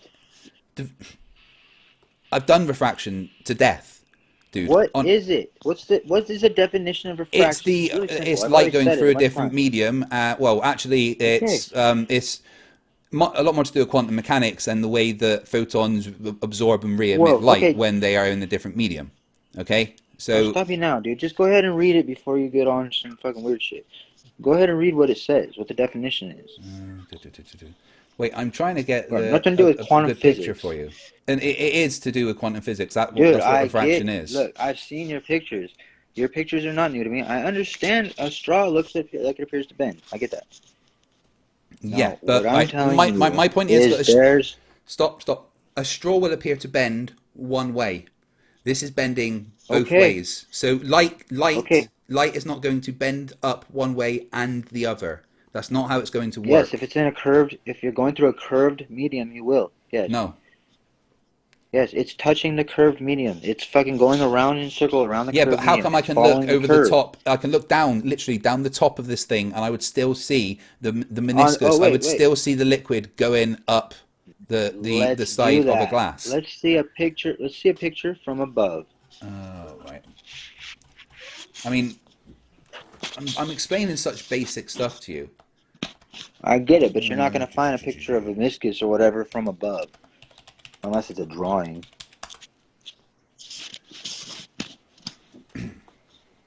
Okay. Oh, well, yeah, I mean, that's really simple, actually. Just look at, like, water at the top of a glass. From above, looking down on it. See it. It's not exactly looking down, but it demonstrates my point because you can see the water outside. Wait! Stop talking. The water that we're seeing here is outside of the glass and is still conforming to let's do it on the inside shape. of glass, like you're showing. Here, let's see what you're showing. Look, it's water moving. Come on now. It's at the edges. It's not finding its own level. No, it's not. It's moving. It has to have found its own level. So you've never seen a glass filled all the way up? And yes, I have seen kind of bulging over the top. Take a picture. Show me a picture of hibiscus or whatever the fuck you call it from above. Just hibiscus from above. It should be simple. There should be plenty of fucking instances of it. Yeah, okay. You should be able to see that happening from above if you can see it through the fucking glass, right? Yeah. I mean, I don't understand why your Google's broken too. So I'll get this one up. Do you have issues with your? Yours is. Do you have issues with your Google, or I mean, there's the meniscus of water from above quite clearly. What? You mean the water that's going over the fucking, or what? I mean, it's quite clear that there's a curve to the water there. I don't know what you want really. What you see the light? You see the light, the little bit of light right there, and you're thinking that means that there's a curve going up. I look at the rest of the glass. There's nothing. That's a light. Look at how it spreads out as it goes down the bottom left. Dinosaurs. Look at how it goes down the bottom left and spreads out. What do you think that what do you think is happening there? Same thing that's happening. Yeah, here. I get that it goes. Look at that's not a picture of meniscus from above. It is. No, it's not. So you're saying that the refraction of light is causing this bending here that we're seeing? Look, no. Looking straight down. Well, you don't need to look straight down because the water is outside of it. And the one I showed you looking down yes, the water is outside of it because there's pressure being applied to it. Yes. It is holding its fucking... Yeah, pressure is being applied to it by gravity, you're right. Dude, it has its fucking... whatever fucking you want to call it, density is its weight. Its weight is going to be fucking heavier than air. Whatever you want. Yeah, but that's a meniscus. Look, you can't show me a picture straight down. Straight down. I mean, if you look straight down on that, you're still going to see a fucking curve because the water is outside of the container. No, okay. Look at the ones you were showing us earlier. There's pressure being applied from the bottom on this one, dude. No, there's no pressure. One of them's at rest, and the other one, yes, the one on the left is having pressure applied to it. Yes. It has an elasticity on the surface. It's called a surface retention. You know that, and I know that. It's called meniscus. There's going to be a certain amount. No, it's surface retention. No, it's called a meniscus, dude. It's literally called a meniscus. You can't just change the meanings of things. That is a meniscus. I'm not changing anything. No, I'm not changing anything. Look, there it is again, curved water. Okay. Not from straight above. You're looking at it from the fucking side. Yeah, but you can see the stuff outside of it, so there's no refraction. It destroys your point. It's got pressure because it has too much water in, and it has a surface retention, which is a thing. Meniscus is a thing. Meniscus is a thing. You're right. Meniscus is a thing. Meniscus is a thing. Yes. The surface tension is what's holding the meniscus in when it's going above it. Now, when it's below it, let's see it. All right, bear with me. Oh, pardon me. I guess no one's ever specifically thought they needed to do that. I mean, that one that I showed you from before is from above. That's what they're saying. They're saying that. Who's saying? You think this is the Freemasons as well? I mean, I'm just going to stick with that one because that's from above and it shows. There's the water retention I'm talking about. No, it's actually going down. I'm talking about. So, I mean, that's a meniscus from above. Or is it what in you motion? asked for. Okay, yeah. What does it feel like to be constantly? It's water in motion. Wait. I've got a serious question. What does it feel like to constantly carry? Wait. I've got a question. You got waves. Wait. I've got a question. Stop talking and pay attention. All right. What does it feel like to constantly carry? Right, will you stop talking? All right. What does it feel like to constantly carry those goalposts around so that you shift them whenever you want? Is that hard to do? What goalposts? The ones that you constantly move. You mean like the goalposts where Wolfie said I changed goalposts? You did that all the time. Challenge 2 times before. You can still Meniscus is Freemason, by the way. Flat out here. Anybody that cares to check that out with Wolfie, he got a specific challenge to him, so he definitely knew that I made the same challenge 2 times before. And no way in fact, to be honest, I couldn't have changed the goalposts. I've seen there's 4 people that you owe the money to. And you know when Really? Where's their gymnasium floor full of fucking? You never asked for that, so that's exactly what. If you don't much We've all read the description of your first video, and you're not changing subject. Never saw my challenge. Hashtag pay Wolfie. If you don't understand that much. Hashtag pay Wolfie. The whole thing. I drew pictures. I showed that you can do it on. Not on that one video. Not on that first video. Not on that first video. It doesn't matter. On the yes, it does. On either the first or the second one. No, I'm pretty sure it was the very first video. No, the first one where you put out the challenge, there's none of that in the description, none at all. To who? I don't know. Who did I challenge? The first big one. That's the one that matters. That's the official challenge. That's the one I moved goalposts on, and that's the one that was done last. No, that's the only one that matters because that's the one that you. Yep. 2 times. No, the other ones were prior, and the second one was to Wolfie specifically. That's the sound of the goalpost. I specifically told him, hey, here's the challenge, which is the same challenge. I never changed a thing. It's the same challenge I did to Simon Dan the first time. And it was really simple. Anybody that cares to look at the videos, the 3 prior videos to the official challenge on my channel. Anybody that cares to verify, go ahead, fact check me, please. Everything I say, fact check me, please. That's what I'm trying to get you to do. I'm actually all right. You know what? I'm going to go to your channel now and just have a look at this because do it, dude. You would help me out so much, dude. I know you're lying because I've read the description of that video. Awesome. Let's do this. All right. So let's have a look. Let's go back to the proper screen. Get your ugly mug on there. If you go to my channel, my videos, and then. Unless fucking YouTube's got them blocked for you like they do for me, I have to go to my fucking YouTube studio to fucking see my other. I can't even see my fucking $100,000 challenge on my fucking channel anymore. They won't let me. They won't show that many of my videos. Yeah. But I don't know if it's YouTube don't do that. Is it $100,000 challenge to anyone that can complete my challenge? Okay, so then there's going to be a live stream right before that I published, and then there's going to be the challenge to Wolfie specifically, which was that exact challenge. And then there's the one prior to that, which was to Simon Dan, which is the same exact That doesn't matter because we're just going to look at the video that says... I didn't move a goalpost. Wait, stop talking. Right. The video that matters is the one that says $100,000 challenge to anyone that complete my challenge. And in That's here, the last one. it doesn't say anything about looking at previous videos. Not at all. I'll read the description. It's impossible, but don't tell the globetards that. This is the final nail in the baller's coffin, and I'm happy to be the one to hammer it in. Hey, if you can plan this on flight charts, then publish your route and prove it is flyable, you will get the money, albeit in installments of $1,000 a month. But hey, who couldn't use an extra grand a month? I'm not rich, but I'm confident I am a man of my word. So let's see what you've got, globalists. Prove the Earth is a ball and get your Fedia.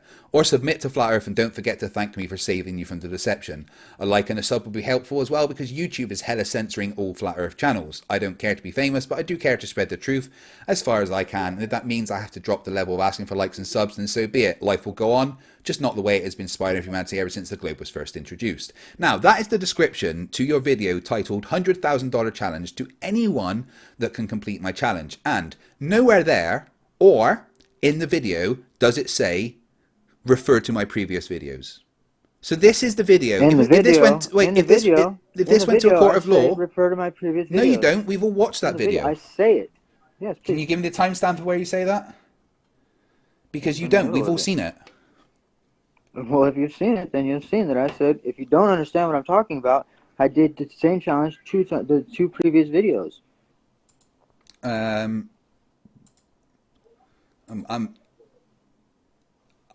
I'm pretty sure that I've watched that entire video, and you don't say that.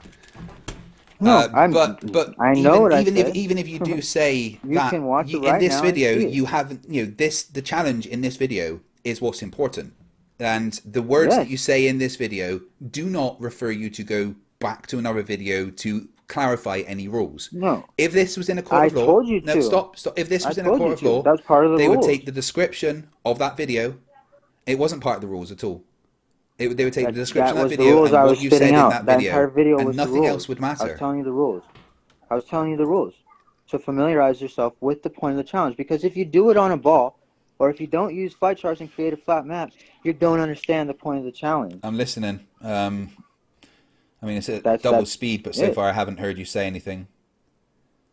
What haven't you heard me hear? Dude, I told you straight up. Fucking, like, there's no... What don't you get? I'm listening to you in that video, and... Let's hear it. Okay. One sec. Check it out. Here's the challenge. All right. Let me just get this up on the screen. I'm going to listen to the video. And then if you say in this video that you have to listen to my other videos, then everything should be all right. But if you don't, then... I just said what I said.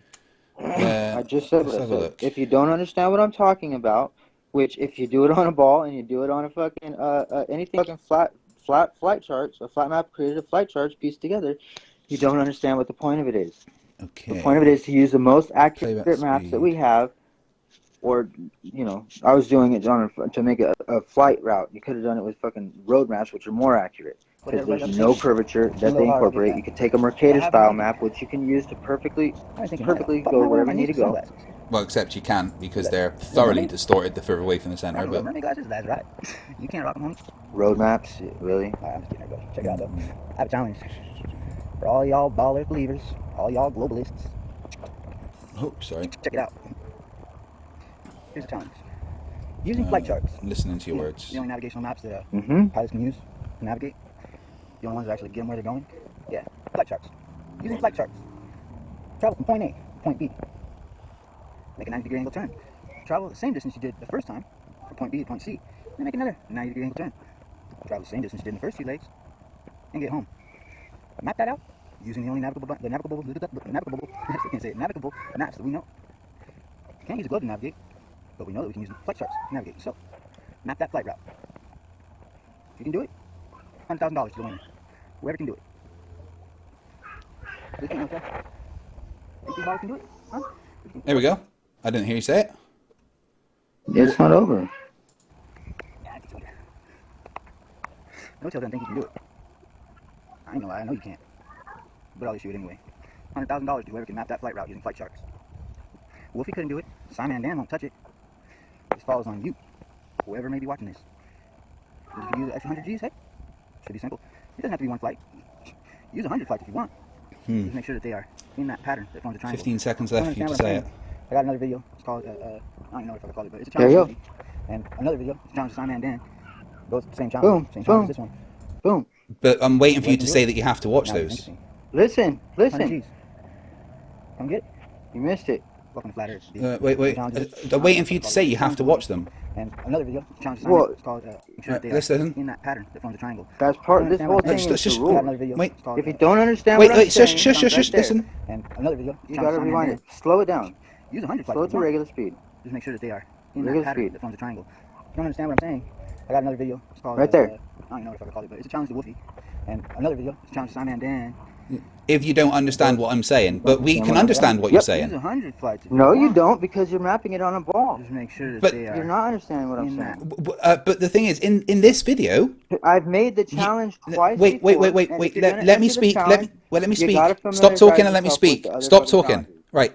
In this video, okay, you map out what the challenge is. Yep. Exactly.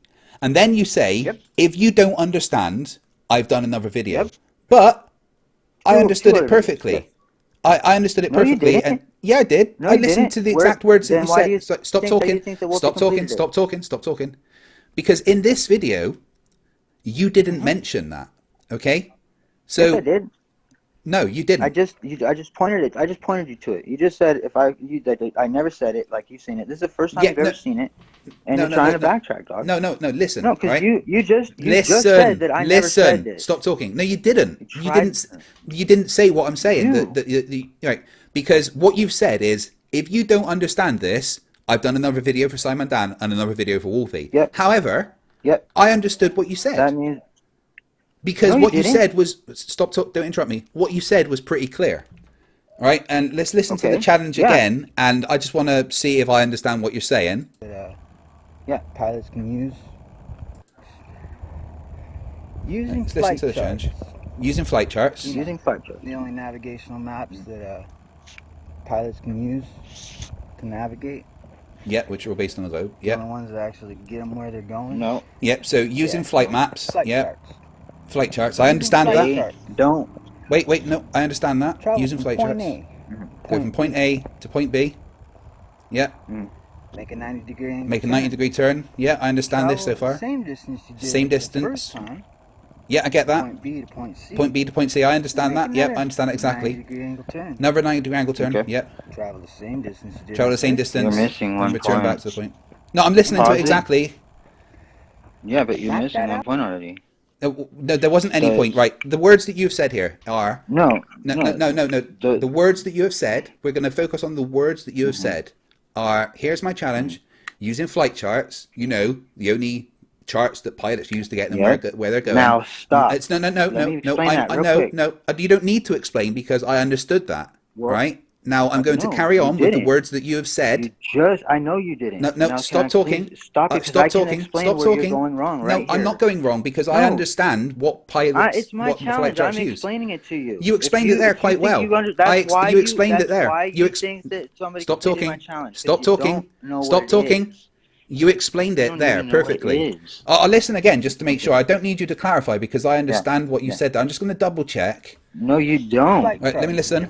What you think is you can get there. Wait, from wait, where I'm you're li- I'm going. listening, You I'm think listening. that you can get where Stop you're talking, going stop using a talking. transcontinental flight chart? Stop talking, I'm Flight listening. chart that shows We- curvature? Dude, You can't. I'm trying to listen to your words. I'm trying to listen to what you're saying. Well, here. you're not. What I'm Shh. telling you is Yeah, no. pause it and You just stop fucking- talking you're so I can missing listen the to your main words. point. Stop talking so I can listen to your words. Right. That's why you don't Just learn stop anything, talking dude. so I can listen to your words. You can't just fucking Stop listen, dude. talking so I can listen to your words. You're going. Stop You're never gonna get it. talking. You're never Shut gonna get it. up. You're purposely being a Shh. Freemason, dude.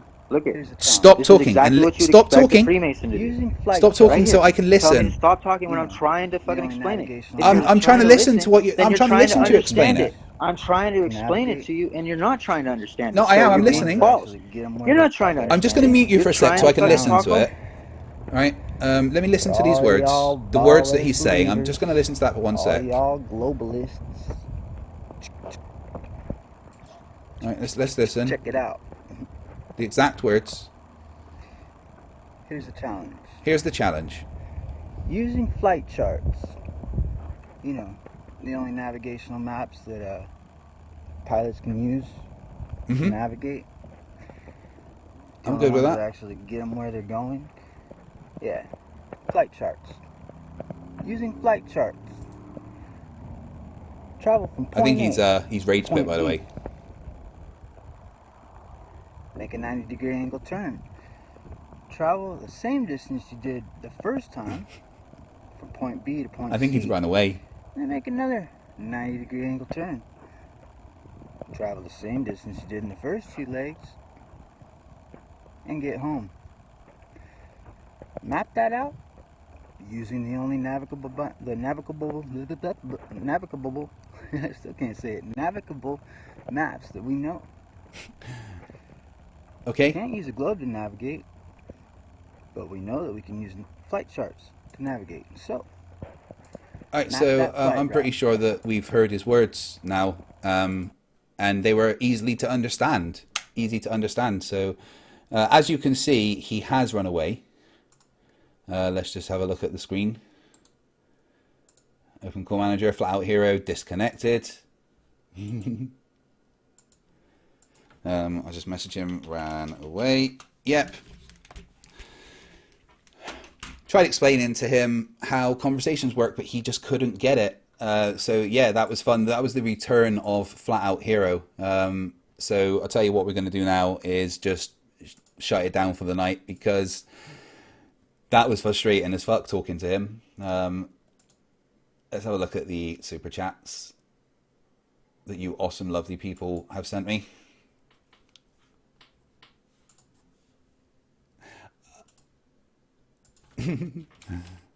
I'll tell him he can come back.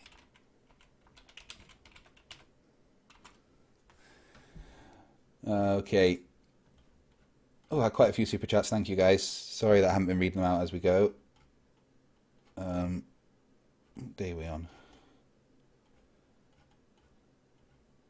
Still saying that's the 27th. Oh, well. Okay, so we had $1 from Noobhammer 3000. No message, thank you. $4.99 from I Hate Smartphones. RF propagation in of itself proves the Earth is a globe. So Flat Out Hero, if you're interested in truth, you would research that.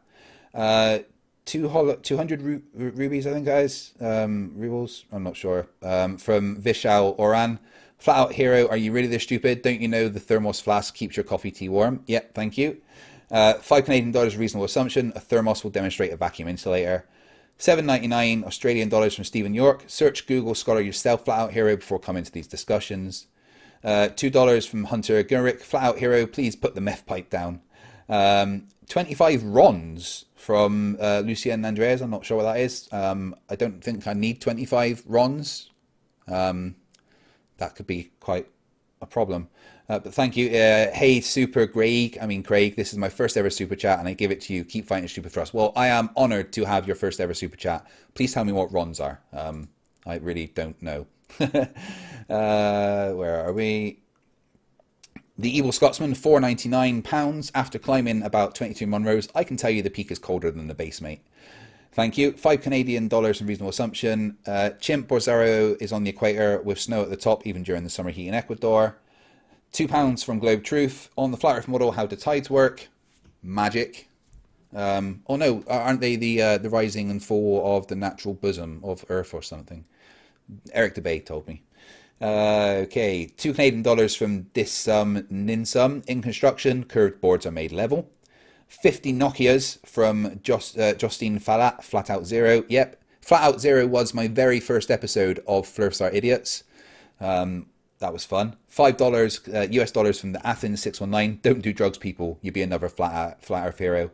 $2 from the Athens 619, Flat Out Hero. $1 from Orange Alien, no message. $5 from Rory Fraser, no message. Thank you very much, guys. $1.99 from Stephen Steen. Flat Out Hero is unbeatable. I know, man. He's terrible. He destroys me every time. Number $1.99 from Stephen Steen. FTFE and Flat Out Hero would make a beautiful couple. Man, that would be some ugly babies. $1.99 US dollars from Miyako86. What scares me the most is this guy has kids. I'm not sure if he does. Yeah, $2.99 US from Are You Kidding Me? Hashtag Pay Wolfie. Yes. $1.99 US from Schrodinger's Cat. Hashtag Pay MC Toon. He's got a lot of people to pay. He also needs to delete his channel from our last debate, actually. $1.99 US from Carrie Bronson. For now, 99% of us believe the Earth is a banana. And $1.99 US from Carrie Bronson. We are fighting to convince the banana earthers. Yes. And $100 US from Science Patrol. Thank you very much. Consider this a bribe to never engage this halfwit again. He just thinks he can win any argument with words. Yep, that was the return of Flat Out Hero, and a short-lived return it was. 20 Donkey Kong dollars from Minibus1724. Thank you. I feel bad for his kid. She's screaming for attention. Yeah, maybe that was his kid. I'm not sure. $2 from Geekcraft Studios. Flat Out Hero equals Methed Out Zero. $1.99 US from Mayako86. Taking chemistry, I can tell you meniscuses exist.